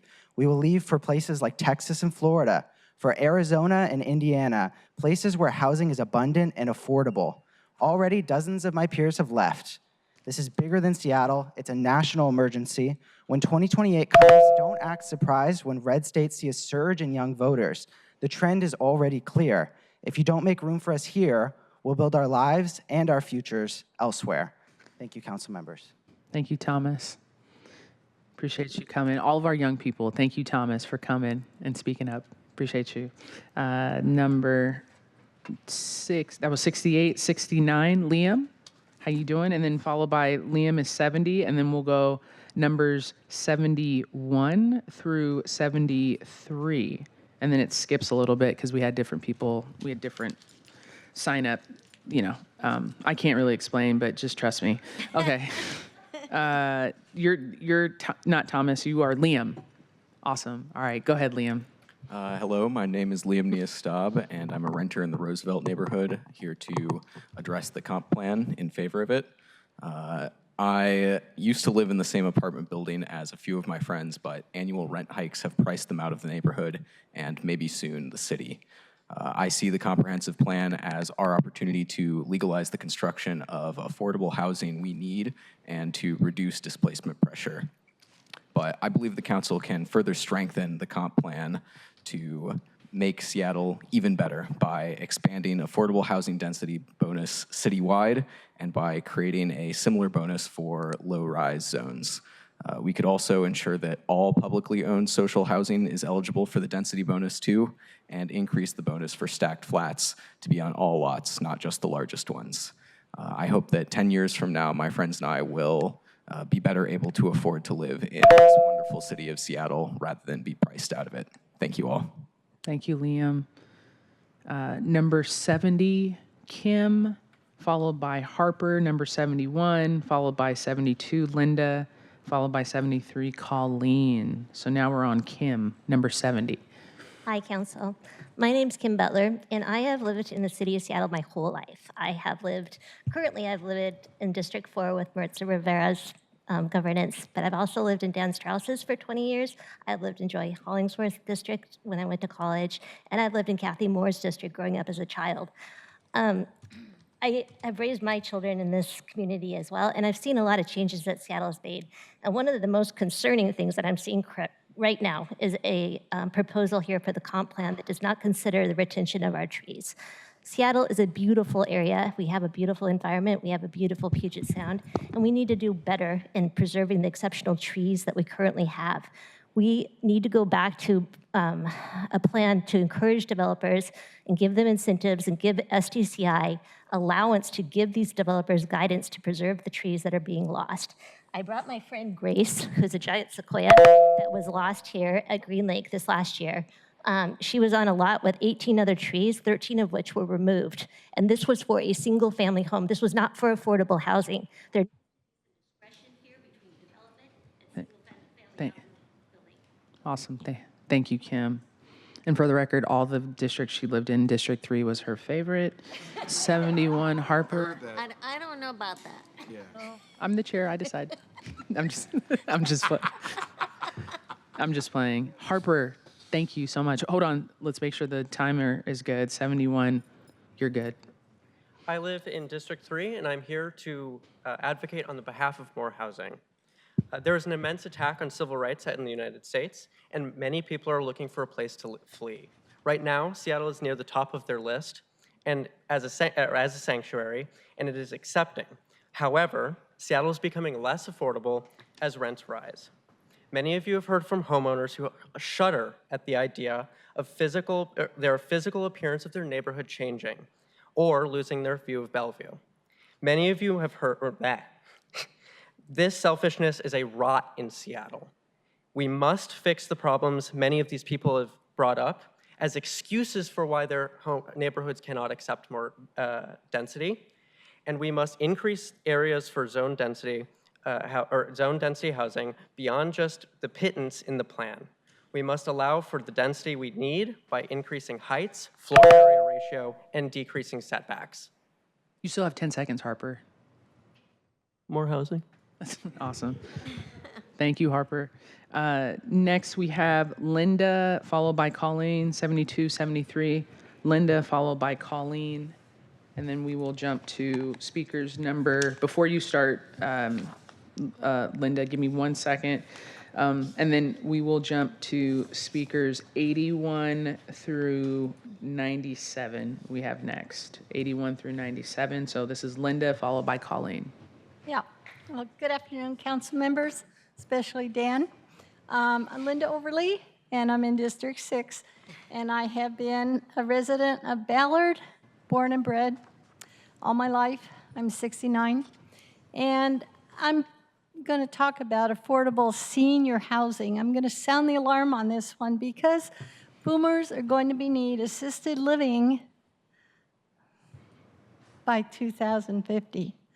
So right now, you've heard the King 5 news. They booted everybody out of the Norse home, retirement home. And they had 87 residents, and now half of them had to leave and find other places. And it's just, some have died because of moving trauma. And it's not a good thing.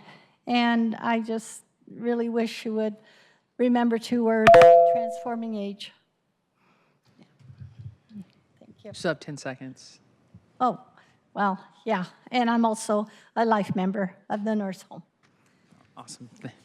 Thank you, Linda. Next, we have Colleen. And before you start, Colleen, numbers next will be 81 through 100. So 87 through 100. And that 81 is Noah Williams, followed by Kathy Carpenter, 82. And you are up.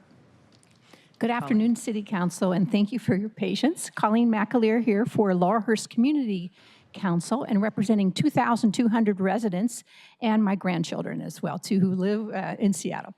We support the housing of HB 1110, adding 3 more units, and that will project out to over 300,000 units in the next 20 years, far exceeding Seattle's goal right here for 120,000 in the next 20 years. HB 1110 also requires compatibility of scale, form, and character when adding that middle housing, and currently the One Seattle plan omits that compatibility clause. We'd like that to be back in there. Otherwise, developers will have free rein to decide what to put in there. There'll be a turnkey project without regard to the city's whole look and feel, from tree retention to piecemeal aesthetic incompatibility. Secondly, HB 1110 supports highest density at major transit stops, and we do too. And we just ask that One Seattle use that instead of the frequent bus service to make it compatible with the state's legislation. Thank you. Thank you, Colleen. Now we're on numbers 81 through 100. So we have 81 through 100 are up next on deck, but we'll call 81 through 90. So 81 through 90, that is Noah Williams. Before you start, Noah, give me 1 second. I'm going to read off everyone's names so they know, okay? Noah Williams, we have Kathy Carpenter. There's no 83. Then there's 84, Austin. Then 85, Julia. 86, Laura. 87, Lily. 88, Daniela, and 89, Kate, and 90, Ann. So Noah, you are up. So 81 through 90. Noah, welcome. Council members, thank you. Good afternoon. My name is Noah Williams, and I live on the Sea Line. I'm here today to share that I simply don't care what the rich Karens and Kevins think, and you shouldn't either. And the reason is that they're sabotaging transit right now in the same way that the Freeman family sabotaged they're sabotaging housing right now in the same way that the Freeman family sabotaged transit in decades earlier. Today, the Freemans are hated. They're the piranhas of the region, and they've lost most of their power and credibility, but we are still paying for their decisions. The One Line was down this weekend because of decades of neglect, because of design compromises introduced by those malicious actors who sabotage transit, and the tunnel buses, Metro's ingenious hack around the problem, required weaker embedded rail that cracked recently for the 2nd time in as many months, requiring emergency replacement. And people are pissed about that. If you cave to their demands and weaken this housing plan as previous councils did, the voters will realize that and in time take it out on you. So ask yourself, at the end of this story, do you want to be the Claudia Balducci's of this story, beloved by the voters, or do you want to be seen on the Kemper-Freeman side? Thank you. Awesome. Thank you, Noah. Next, we have Kathy Carpenter, 82, followed by 84, Austin. Hi, Kathy.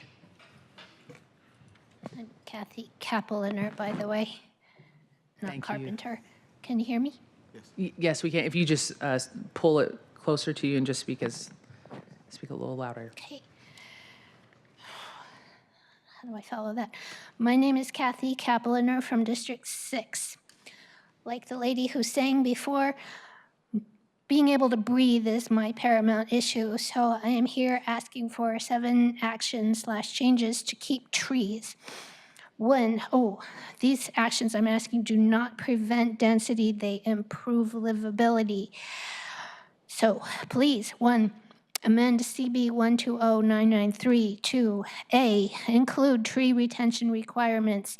B, include green space requirements. C, require stacked flats. And D, to keep the trees that have grown in the infill spaces of lots.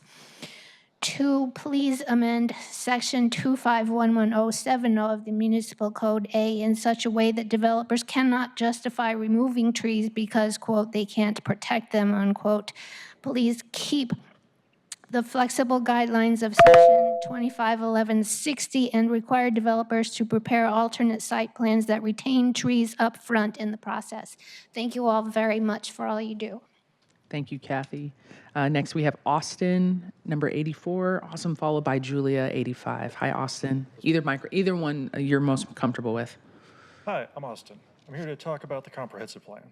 I live in Ballard near Market Street. I'm in an apartment next to another apartment, and I'm here to say it's not that bad. During the lockdowns, we go out on balconies and chat.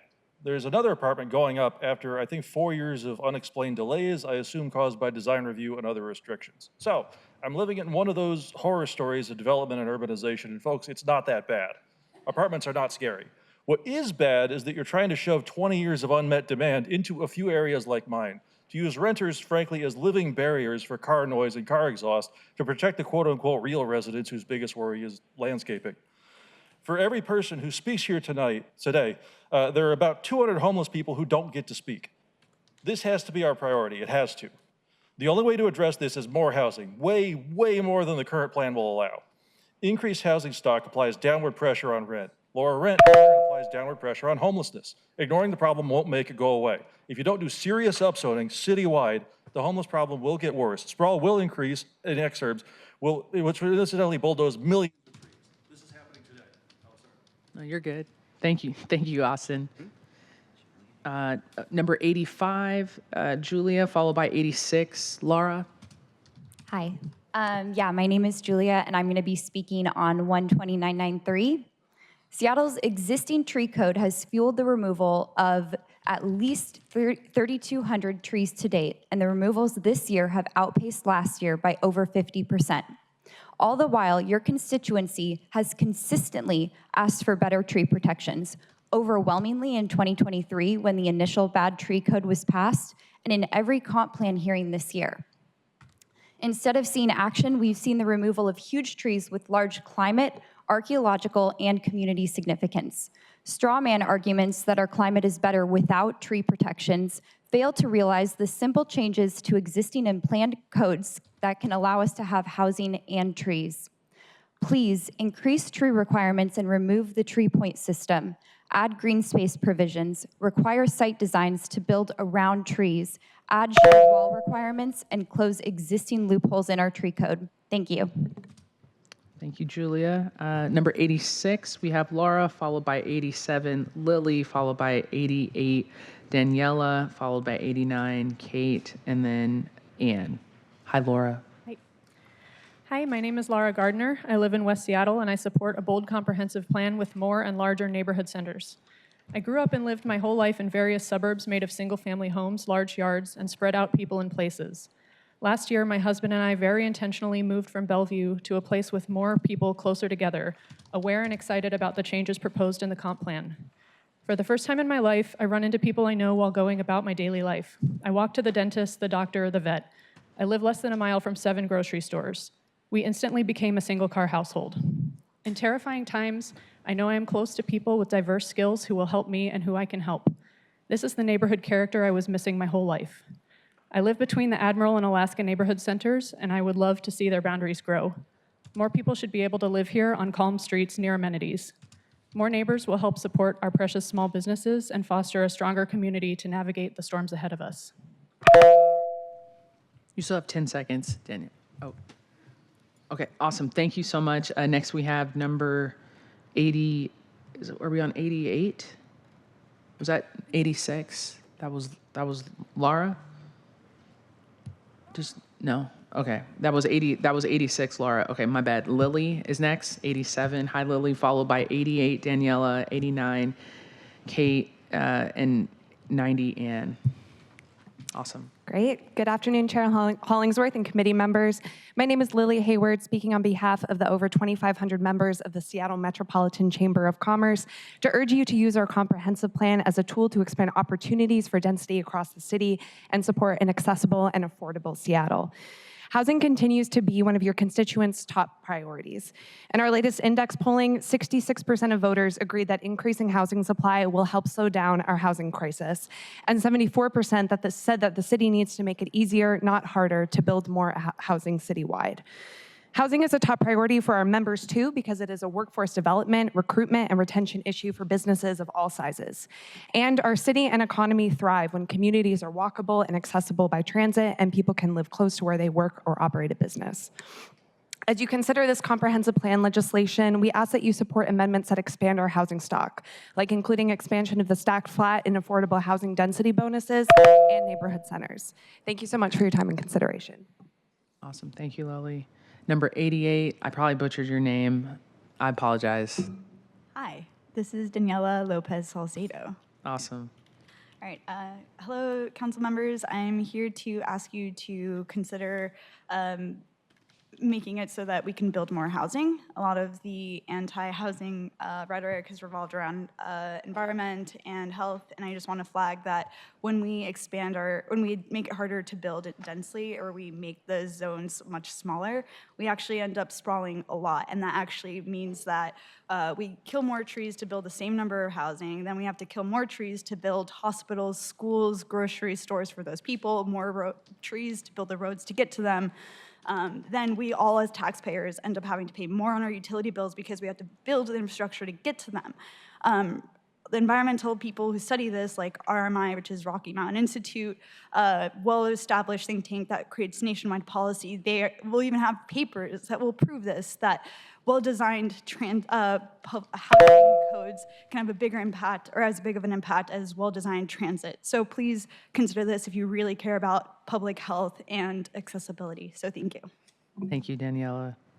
Next, we have number 89. Did I say your name, Kate? Yeah? Okay. I didn't know if this was an F or a T. 88. You're all good. 88. Oh, 89. Sorry. That was 88. 89, then 90. Yes, my name's Kate. Yes, ma'am. I'll have better. No, it was fine. I just can't read. You're good. Yes, I am here to say that I believe in increased housing and tree protection. And the two are not mutually exclusive. I'm asking, and I'm speaking on HB 1110. There we go. I'm asking that the Seattle City Council include green space requirements in its plan, and without requiring these green space without requiring developers to make space for trees, they will not. And they will raise our trees and put up big, huge homes. Also asking that you have tree retention requirements, and that you require stacked flats, and that you require developers to prepare alternative site plans to retain trees up front in the building process. If they are open and they are flexible, then we can retain the trees. Awesome. Thank you, Kate. Next, we have Ann, number 90, followed by Ann. We have numbers 91 through 100. So you all are next, 91 through 100. Hi, Ann. Hi there. My name is Ann Bickley, and I'm a longtime resident of Tangletown in District 6. My comments pertain to both bills. The proposal to designate Tangletown a neighborhood center is poorly conceived and needs modification. Let me explain. We have a tiny commercial area and a quirky street grid. As a consequence, we are neither on the way to anywhere nor a natural geographic center, and we lack robust services. I'll provide some granular details so you see what I mean. Our commercial core is only 2 blocks long. It contains a few bars and restaurants, dental and hair services, and a coffee place, among several others. A corner store provides non-perishables, a few potatoes and onions, booze, and some other beverages. To put a fine point on it, this is definitively not a grocery store. Our so-called frequent transit service is similarly depauperate, meaning, sure, you can get somewhere, but how much time do you really have? All right, me and other Tangletowners have better, more logical ideas for how to increase middle housing in Tangletown that is proportional to our commercial area, minimizes loss of tree cover, and honors the existing neighborhood character. We look forward to working with all of you. Thanks. Thank you, Ann. Before you go, Riley, let me just read off the names to the people behind you. Thank you so much. So we have Riley at number 1. Number 2, we have Nicholas. Number 3, we have Chun. Number 94, we have Cheryl. Number 95, I'm sorry, I can't read your handwriting, so I'm going to just say number 95. And no knock on you, I just can't read. And then number 6, okay. Molden? Nolan, it says Nolan. Nolan? There we go, yeah. Okay, my bad, thank you. And then number 96 is Nolan. Number 95, I can't pronounce. And then number 97, Amy. So we have numbers 91 through 97. You are up, and Riley, the floor is yours. Remember, we're not going to start the timer until Riley states their name and all their intro stuff, and then they'll get into their comment. Thank you. Good afternoon. My name is Riley Avron. I live in West Seattle, Councilmember Saka's district. I'm here to ask for more homes and more housing choices in every neighborhood, including mine. My landlord is in the process of raising my rent, and he understands, in fact, specifically said, the shortage of units and the 1 or 2 that won't last long, that was his justification for raising my rent. So he understands when there's a shortage of units, he can raise my rent and he has all the power. And you know what? He got the rent increase he wanted. I had no power because I couldn't go anywhere else. There was no units like that anywhere in my neighborhood. Our housing shortage is urgent. It affects me and it affects all of your constituents. Please pass a bold, comprehensive plan, the most popular option during the 3 years of public outreach we've already done, and get it done. Thank you.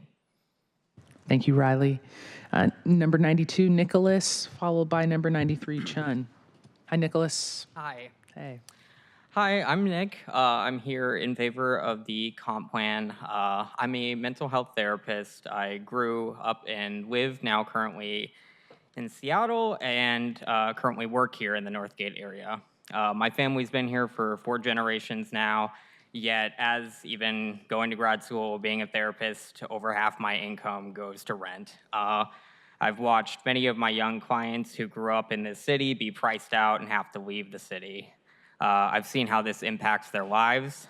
I know many other social service workers that support the community, residents that want to live and work in Seattle, but can't because of the cost.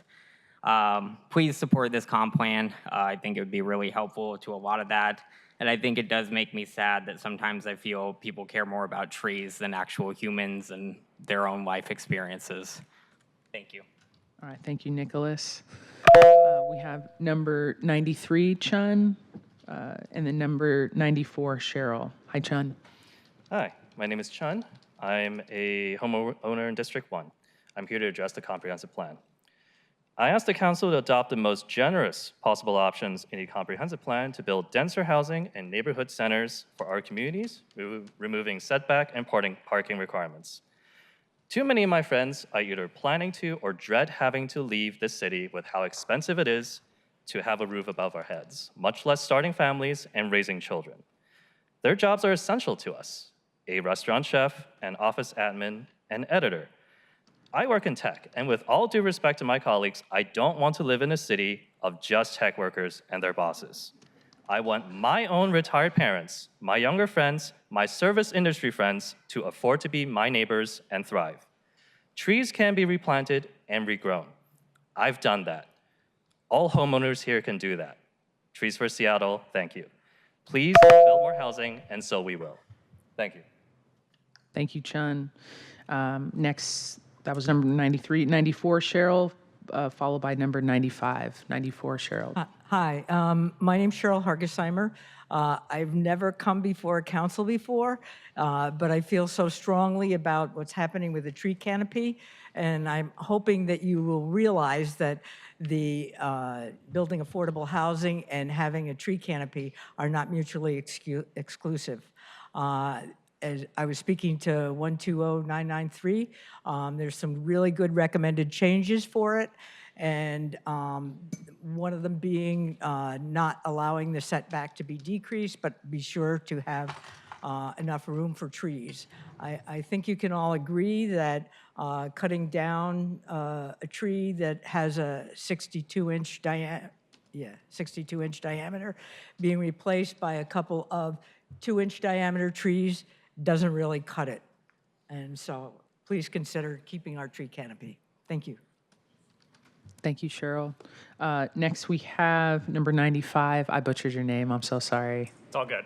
My name's Holden. I'm a resident of D7. You're Holden. Okay, I got you. You can make it out now. Yeah, so yeah, as long as you yeah. didn't say Hayden or Colton, you know, those are I my got least you. favorites. So Holden, I got you. All right. But I'm talking in reference to the comprehensive plan. So in Seattle, there's about 460,000 cars. It takes about 240 trees to offset a single car in a given year. In order to offset all of those cars, we would need 110,400,000 trees. There are about 4.5 million trees in the city of Seattle. So in a forest, you got about 150 trees per acre. And at that scale, we would need about 736,000 acres in order to offset all the cars in the city, which is about 1,150 square miles. We have 84 square miles in the city of Seattle.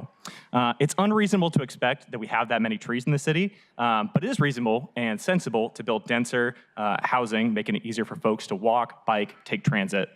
Let's see more neighborhood centers, especially over on Nickerson. Let's see some stacked flats, some density bonuses, support a bolder comprehensive plan. Thank you so much, Council. Thank you, Holden. I can make it out now since you said it. I got you. Yeah, no, you're good. Thank you, man.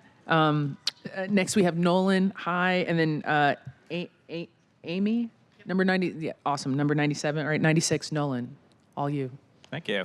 Hi, everyone. I'm Nolan, and I'll be speaking in favor of a bold, comprehensive plan. I am a renter living in Wallingford, and I am fortunate that I can afford to live in a neighborhood where I can walk to work and have access to reliable transit. Many people in Seattle, teachers, retail workers, neighbors here that are essential to our communities, cannot afford to live near where they work. We need reform to fix this.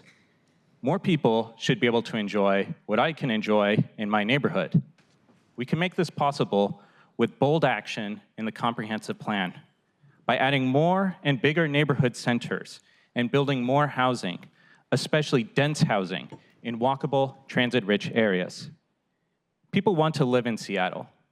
Let's welcome them with a plan that makes room for all of us. Thank you. Awesome. Thank you, Nolan. We have number 97, Amy.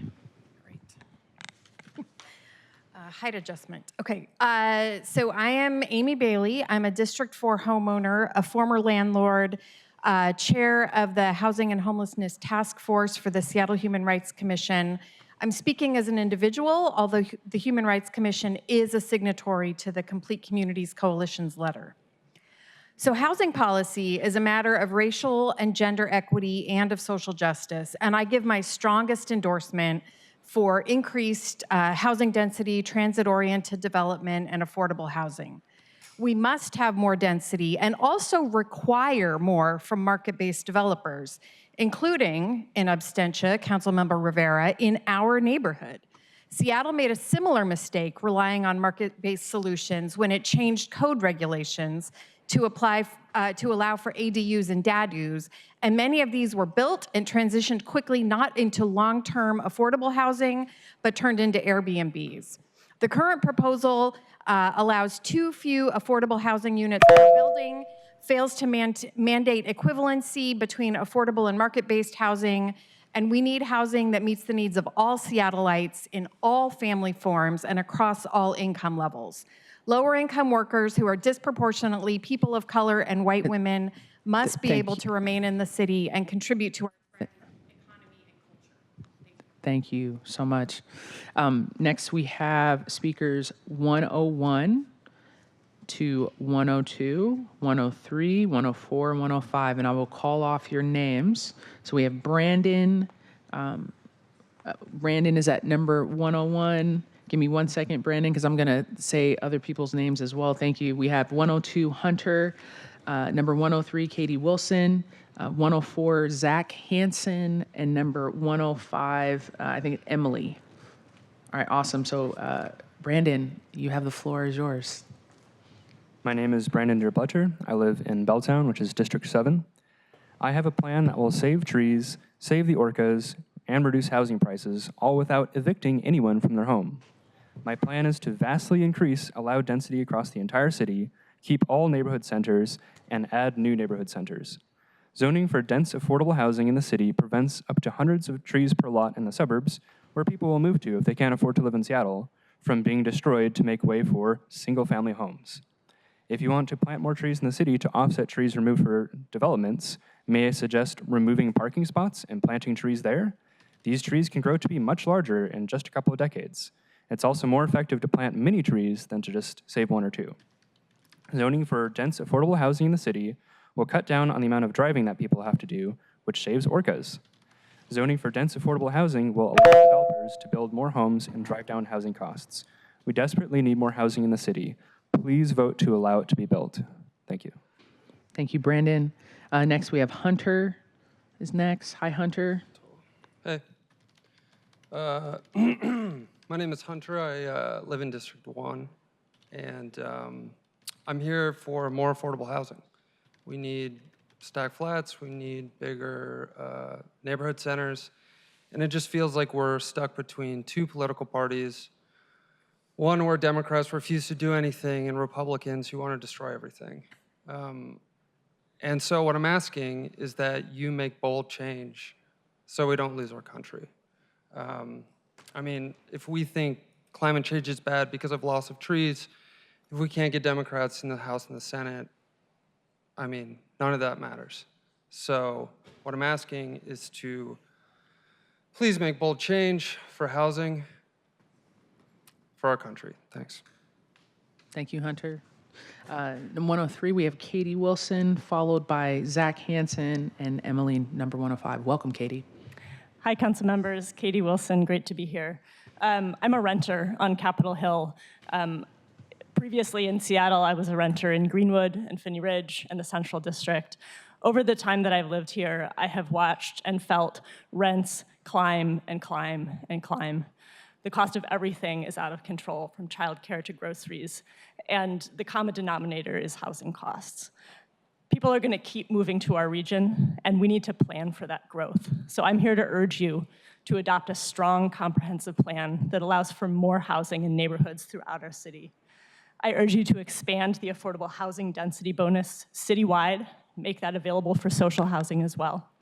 Increase the bonus for stacked flats and allow it to be used on all lots, and establish more neighborhood centers in neighborhoods throughout our city so that we can welcome more neighbors to our city and make sure that people like my daughter can grow up and build a life here. Thank you.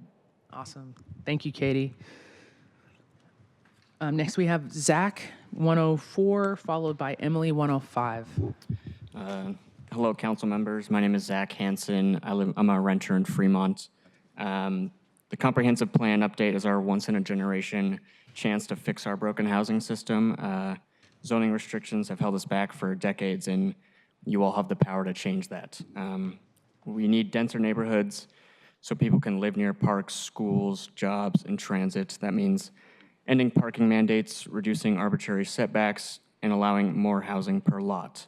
Let's expand neighborhood centers, legalize stacked flats near transit, and make family-sized middle housing possible in every zone. This isn't just about housing supply, it's about affordability, opportunity, and fairness. We shouldn't aim for the state minimums. Please support bold change to zoning and land use that will build a city where everyone across all incomes can find a home. We can choose to shape change now or spend years wishing we had. Thank you. Awesome. Thank you, Zach. Next, we have Emily, speaker 105. Hi, Emily. Hi.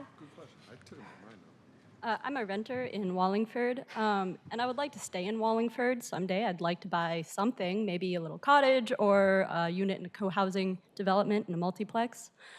Please make it easier to build middle housing all over the city. Please expand the neighborhood hubs, especially in Wallingford.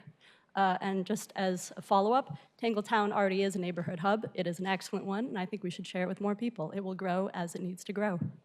Thank you. Awesome. Thank you, Emily.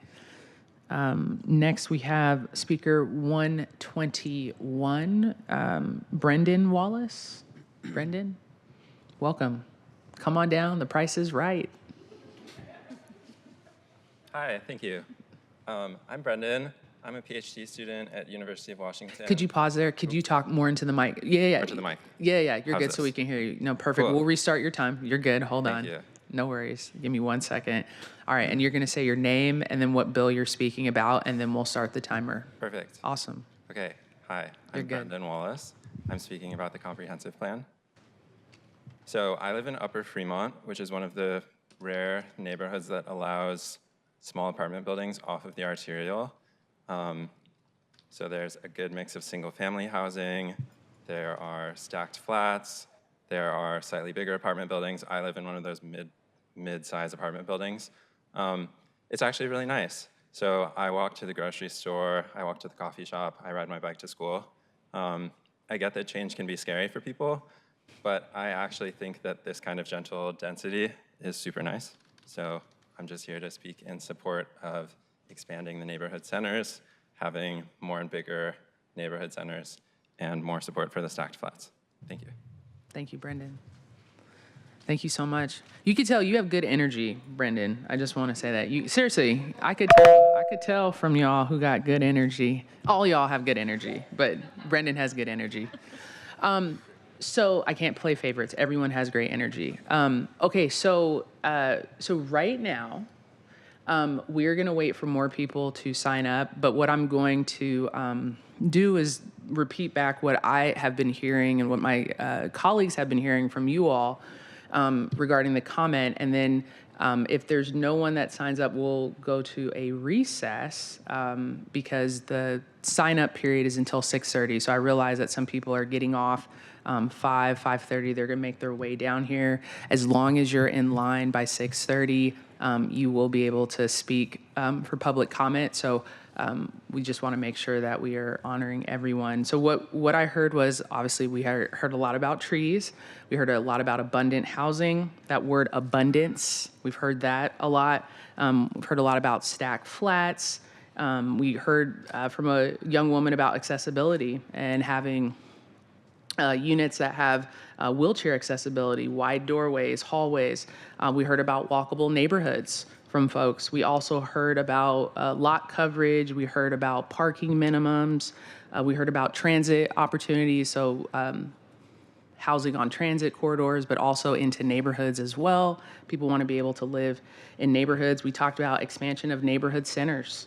We also heard about for us to pedestrianize more of the city. I'm seeing a lot of hands wave, so that means we must be on the right. I heard correctly. Yes? Awesome. I have really good listening ears. We heard the yes and approach from folks. We also heard about people with social housing that said that people wanted opportunities for social housing. Type of housing, we've heard about that, duplexes, triplexes. We also heard about AI pollution as well. Someone talked about that. That is real. Right now going on in Memphis, Elon Musk is polluting a bunch of black neighborhoods with 30 combustible gas turbines that are constantly running 24 hours a day, 7 days a week in Memphis, Tennessee. And there are black neighborhoods that are being polluted by AI currently right now. So I had to say that because I have been reading about that for months now. And there are people that are dying and getting asthma and getting lung disease currently right now in Memphis, Texas, from these massive amounts of AI turbines that are going constantly with gas. So I had to say that because someone said AI pollution. That is true. We've also heard about the rent is too darn high. And we heard about someone getting priced out because there wasn't enough apartments in their neighborhood and their landlord was able to up the rent. I think that gentleman lived in West Seattle. So we've heard about a lot of these things today, and I know that we'll continue to hear more from you all and how we can address these things in the comprehensive plan. So we have one speaker that signed up while I was rambling, so we will we will get to that speaker, and then we will go into a recess and wait for more speakers. I don't have that person's name, but I'm assuming they're number one. What number are you? 122. That is the lucky number for the lottery today. How you doing? Hi, my name is Simon, and I am a young Seattleite, very proud young Seattleite, actually.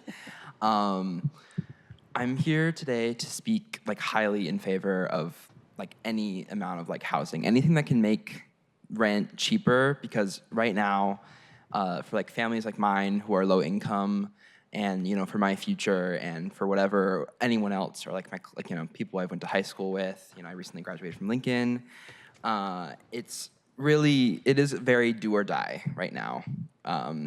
We have a lot of issues here, like a ton, and like one of them is homelessness. And one of the things that like jumps out is that we need housing. We'll like talk about how this is such an issue or X is such an issue, but like it really is. Like I personally cannot afford to live outside of my home right now with my family, and they can barely afford their rent, and it's just the situation is really dire, is what I guess I'll say. And thank you. Awesome. Thank you so much. Thank you, Murphy. And I had a signal that there's another person as well, so I think that's 122, and we'll wait for them. And then after this person, we will go on a quick recess while we're waiting. Hello. I know you'd walk right into public comment and you get the red carpet treatment right to the front. What luxury. Yes. Any mic, you can do that mic, or if you want to use the middle mic, you can use whichever one is most comfortable for you. No. Yeah, this mic. You just come. Yeah. I just got here. Yeah, you're good. We thought you were coming back here to give us something. No, you're good. Yeah. I'll give you some snacks here. Yeah. No, you're good. Just right there. I did bring LaCroix if anyone needs some. All right. So hi. I've had zero time to prep, and that's not a problem. My name's Dan. I just hiked up the hill. I'm a little bit tired, but that's okay. Want to catch your breath, Dan? Sorry? You can catch your breath before you start. Just you're good. We have time. So my name's Dan Love. I am a D4 resident. I live in Maple Leaf. I think you guys have heard a lot from Maple Leaf for this round. I'm a combat veteran, father of three, at least fourth generation Washingtonian, third generation Seattleite. And I don't feel like the reality here is matching with what a lot of people wish they saw in Seattle. I think I lived in Germany for 4.5 years, and Germany had this level of density in public transit that everyone here seems to love, and we just don't see a lot of that in what our council's decisions have reflected. So I would love to see a little more of acting like we're Germany and being better a better place for people to live, and a little bit less acting like we're trying to make corporations lots of money. And that's all I have to say, really. Thanks. Awesome. Thank you, Dan, and thank you for your service. Thanks for your support. Thank you so much. And so right now, if there's no objections, we're going to go into a quick recess while we wait for more people, and we will return. Let me look at the clerk because I'm not sure. I'm going off the top of my head. 15 minutes? Okay. Can I do 5:45? Yeah, okay. So we're going to do 5:45 where we're going to return. So 5:45 is when we will return. We're going to be at recess till 5:45 p.m. and we get more people signed up. Awesome. Thank you all.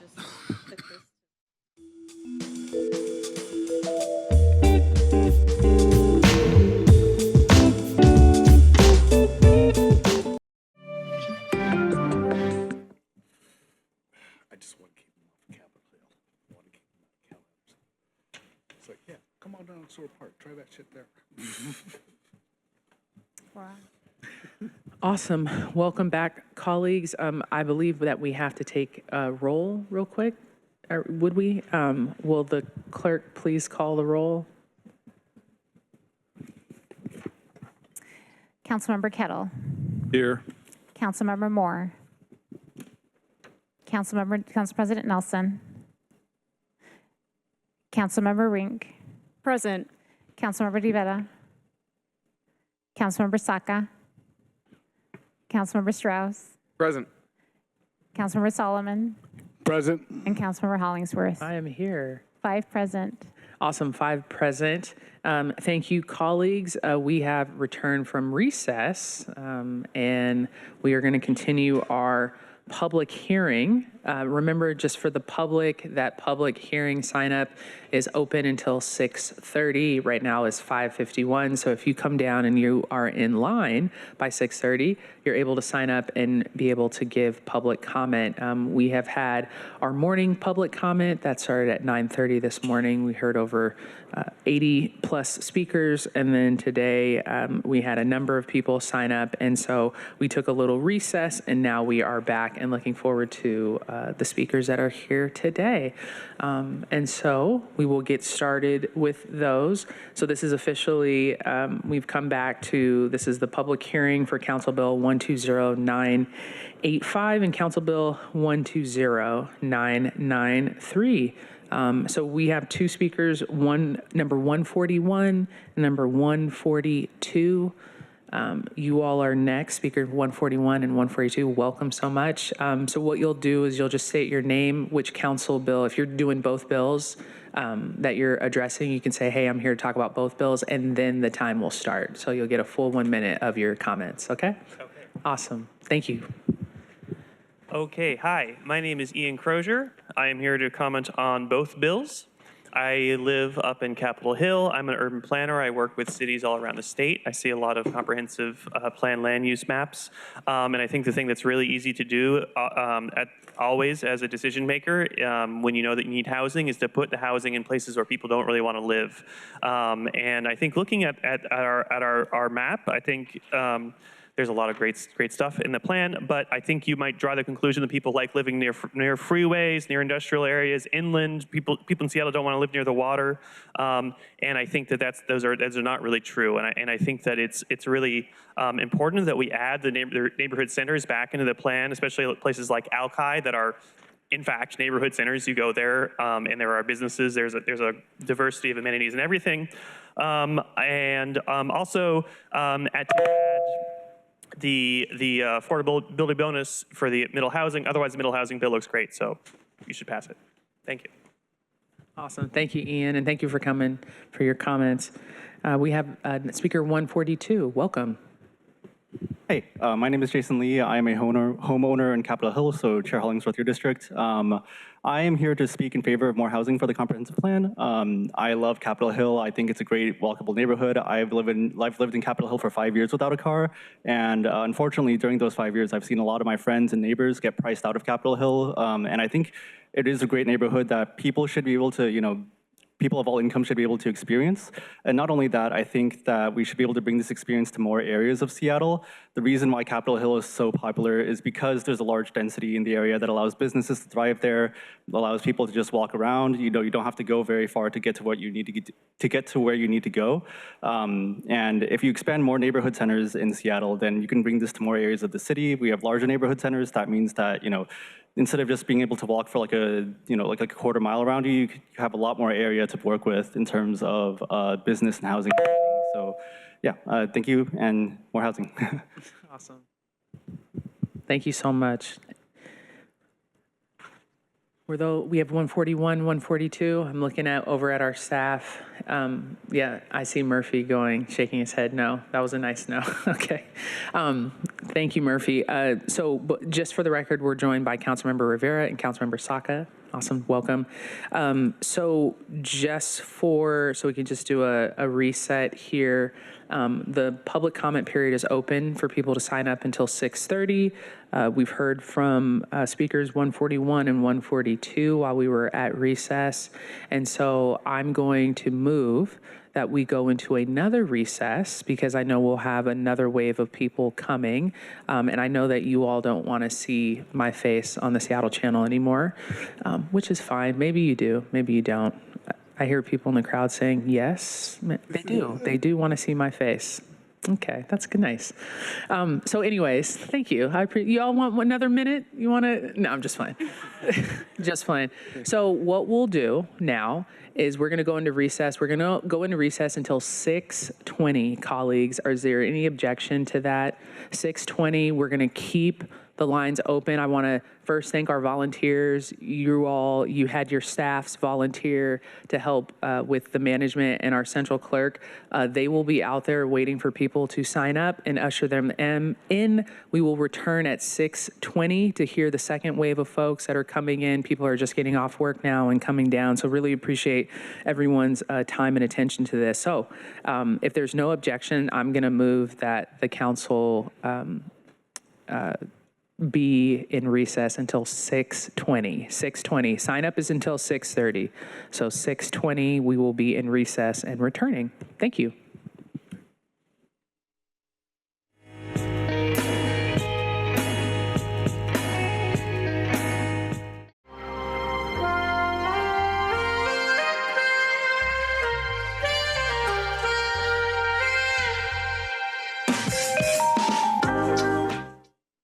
Thank you, Council President.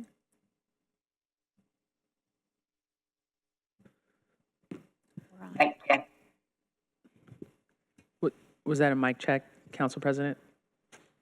Yes. Awesome, thank you. So welcome back, everyone. We are still in our session 2. We did 2, this was our second recess. We're back from recess. Thank you for your patience. Can we go ahead and call the roll? Councilmember Kettle. Here. Councilmember Moore. Council President Nelson. Present. Councilmember Rink. Present. Councilmember DeVetta. Councilmember Saka. Here. Councilmember Strauss. Present. Councilmember Solomon. Here. And Chair Hollingsworth. Here. 7 present. Awesome, 7 present. Looking forward to hearing our public commenters. Thank you for coming down. We still have 6 minutes that we're keeping open for people to sign up. Please remember that you can still sign up until 6:30. Even if you're in line, you'll still get a chance to speak. We have some public commenters that signed up. So you're going to call up numbers 161 to 164. So we have, is it Marty? 161, it is awesome. 161, and then we have 162, Alec, followed by 163, which is Leo, followed by Scott Berkeley, 164. And just a reminder, please tell us your name and which bill that you're speaking on. It could be both bills. You could say just, hey, both bills, comprehensive plan, both bills, and then we'll go ahead and start the clock so you'll have your full 1 minute. Okay, awesome. And we've been joined by Councilmember Rivera online. Thank you. Okay, hold on, Marty, 1 second. We got to put up the clock. Thank you, Councilmember Rivera. We have to put up the clock. 1 second. Sure. You don't get 1 second, you get 1 minute, but. How many speakers do we have? So we currently have 5 speakers. Okay. Yeah.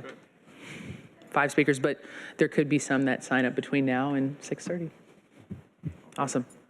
Marty, you're ready to go. Yes, hi, I'm Marty McHugh, I happen to live in Green Lake. But really, what I want to address is citywide. We have, at West Green Lake, put together a proposal as an alternative, and we've given it to Dan in District 6, and I just emailed it to all of you to have a look at, and you can see it at westgreenlake.com. And it's a compromise proposal for the neighborhood center at West Green Lake. Now, we at West Green Lake are all in favor of people having a place to live that's affordable and comfortable and et cetera. I have in my hand right here, though, or maybe in addition, Attachment 1, Council Work Program, City Council Topics for Permanent Legislation to Implement. And one of those is helping to prevent predatory development. I feel very strongly, as do all of us, that those of us. I know it was a quick minute.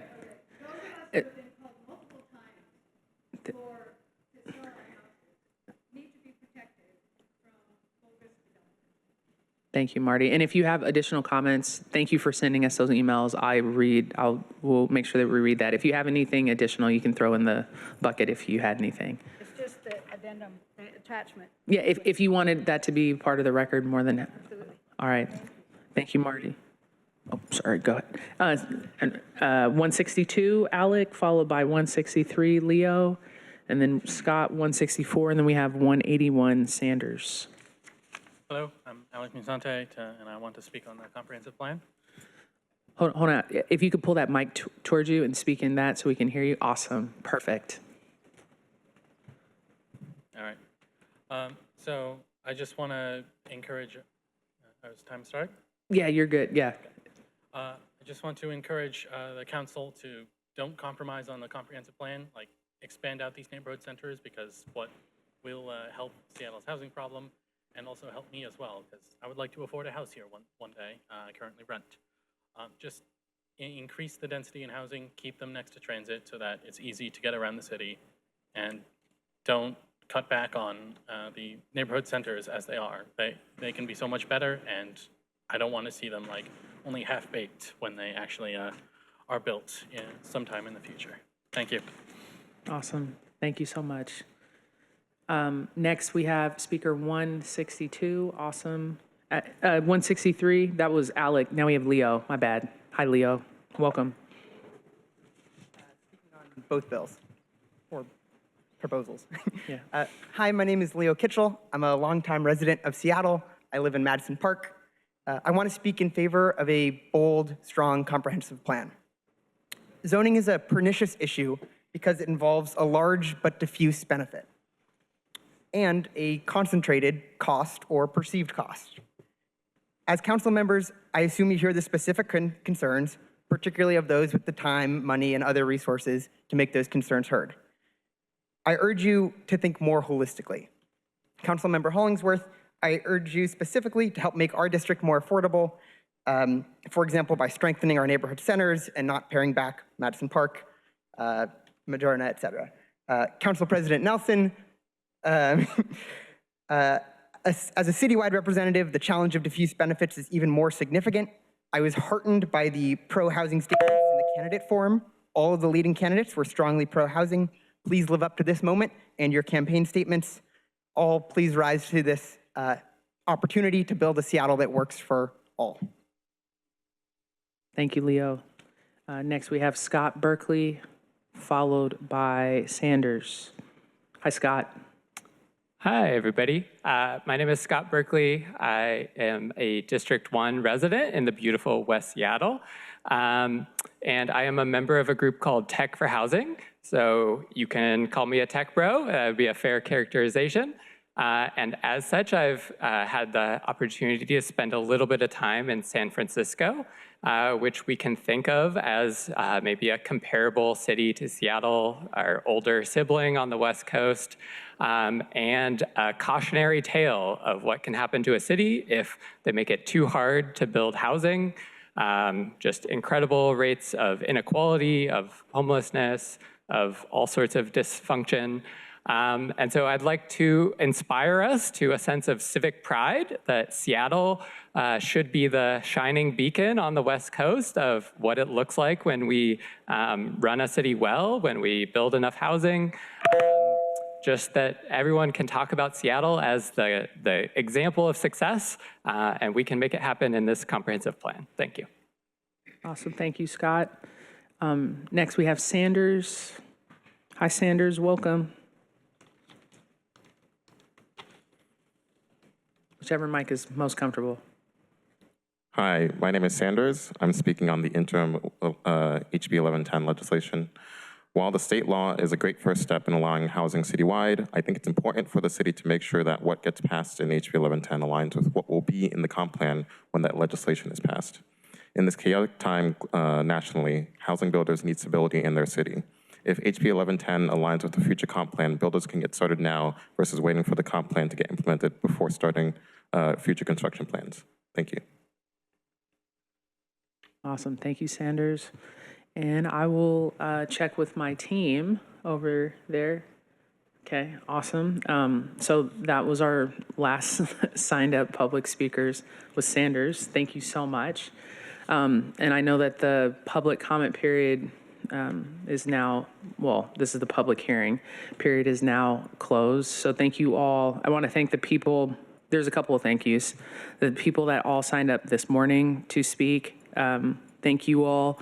Thank you all to the people who came down here in person to come and speak, to all the young people that came to speak, especially. That's our young youth that are 10, 12, 15, and also our young folks under the age of 35. Is that a good amount? That's what I said last time, 35? Yeah, that's a good amount. Our young folks under 35. It's that Gen Z millennial age. I'm an older millennial, but it's that Gen Z millennial age. Thank you all for coming down to speak as well about the comprehensive plan. We know how incredibly important this is to people, and that's why we have really put a lot of time and work in this. Between meeting with people, also doing public comments and hearing about things and talking to people one-on-one. Sometimes I miss somebody's email. People will be like, I sent you 5, 6 emails. I get 1,000 emails and I'm constantly trying my best to go through every single email, and sometimes I miss it. And trust me, I hear about it when people put it on Blue Sky or Twitter or Instagram. They tell me, you missed my email. Please no, give me some grace, resend it to me, because I definitely want to respond to it. So just want to say that. Also want to thank the city clerks for all your hard work and time and effort in this, and all the volunteers that help a lot. People don't know there's a lot of stuff that goes behind the public hearing, from IT, all the work that they have to do behind the scenes, to our security, all the work that they have to do, to our staff, our clerk's office, the volunteers, the council members. It's our job, but also the people that are making us look as best as possible and keeping the city run. So just thank you all as well. A couple housekeeping things and deadlines so people know. Our next, council members, you all know that our next concepts are due for, did you sign up for public comment?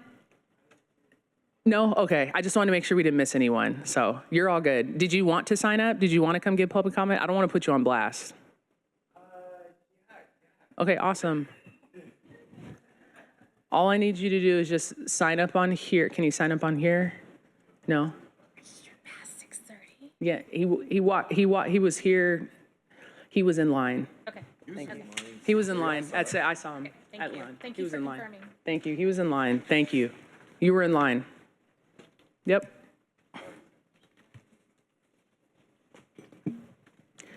And so we have one more public commenter before I wrap up. You're all good, and you can go ahead. We're going to put the timer up on. We just wanted to make sure that we got everybody who was standing in line so they could give public comment.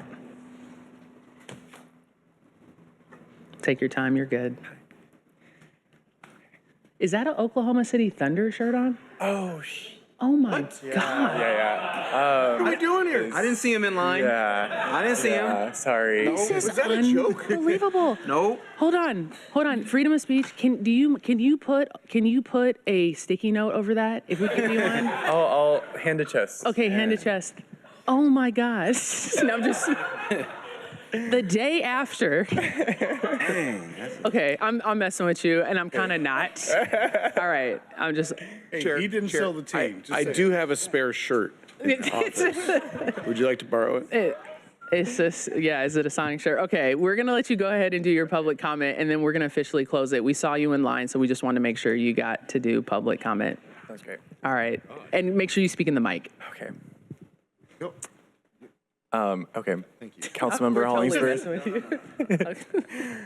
I'm in District 3, Capitol Hill resident, moved from Oklahoma. Big Thunder fan. But all that to say, I'm trying to wrap up my speech. Coming from a very hostile community for queer residents, it's really nice to be in a place that, finding a community in Capitol Hill of people who fully accept me for who I am. It's something I cherish about being here, something that I wish other people would have the ability to do.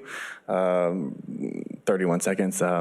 Because of that, I'm a big advocate for us having more housing in the city, especially meeting every economic band that we're allocated from all sorts of like PSRC, everything.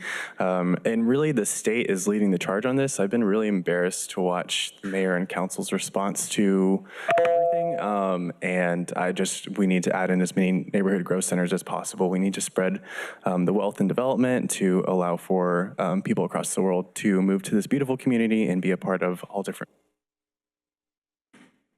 Awesome. Great. Thank you. Beautifully said. Even from an Oklahoma City Thunder fan, but thank you for that. Sorry, that threw me off. That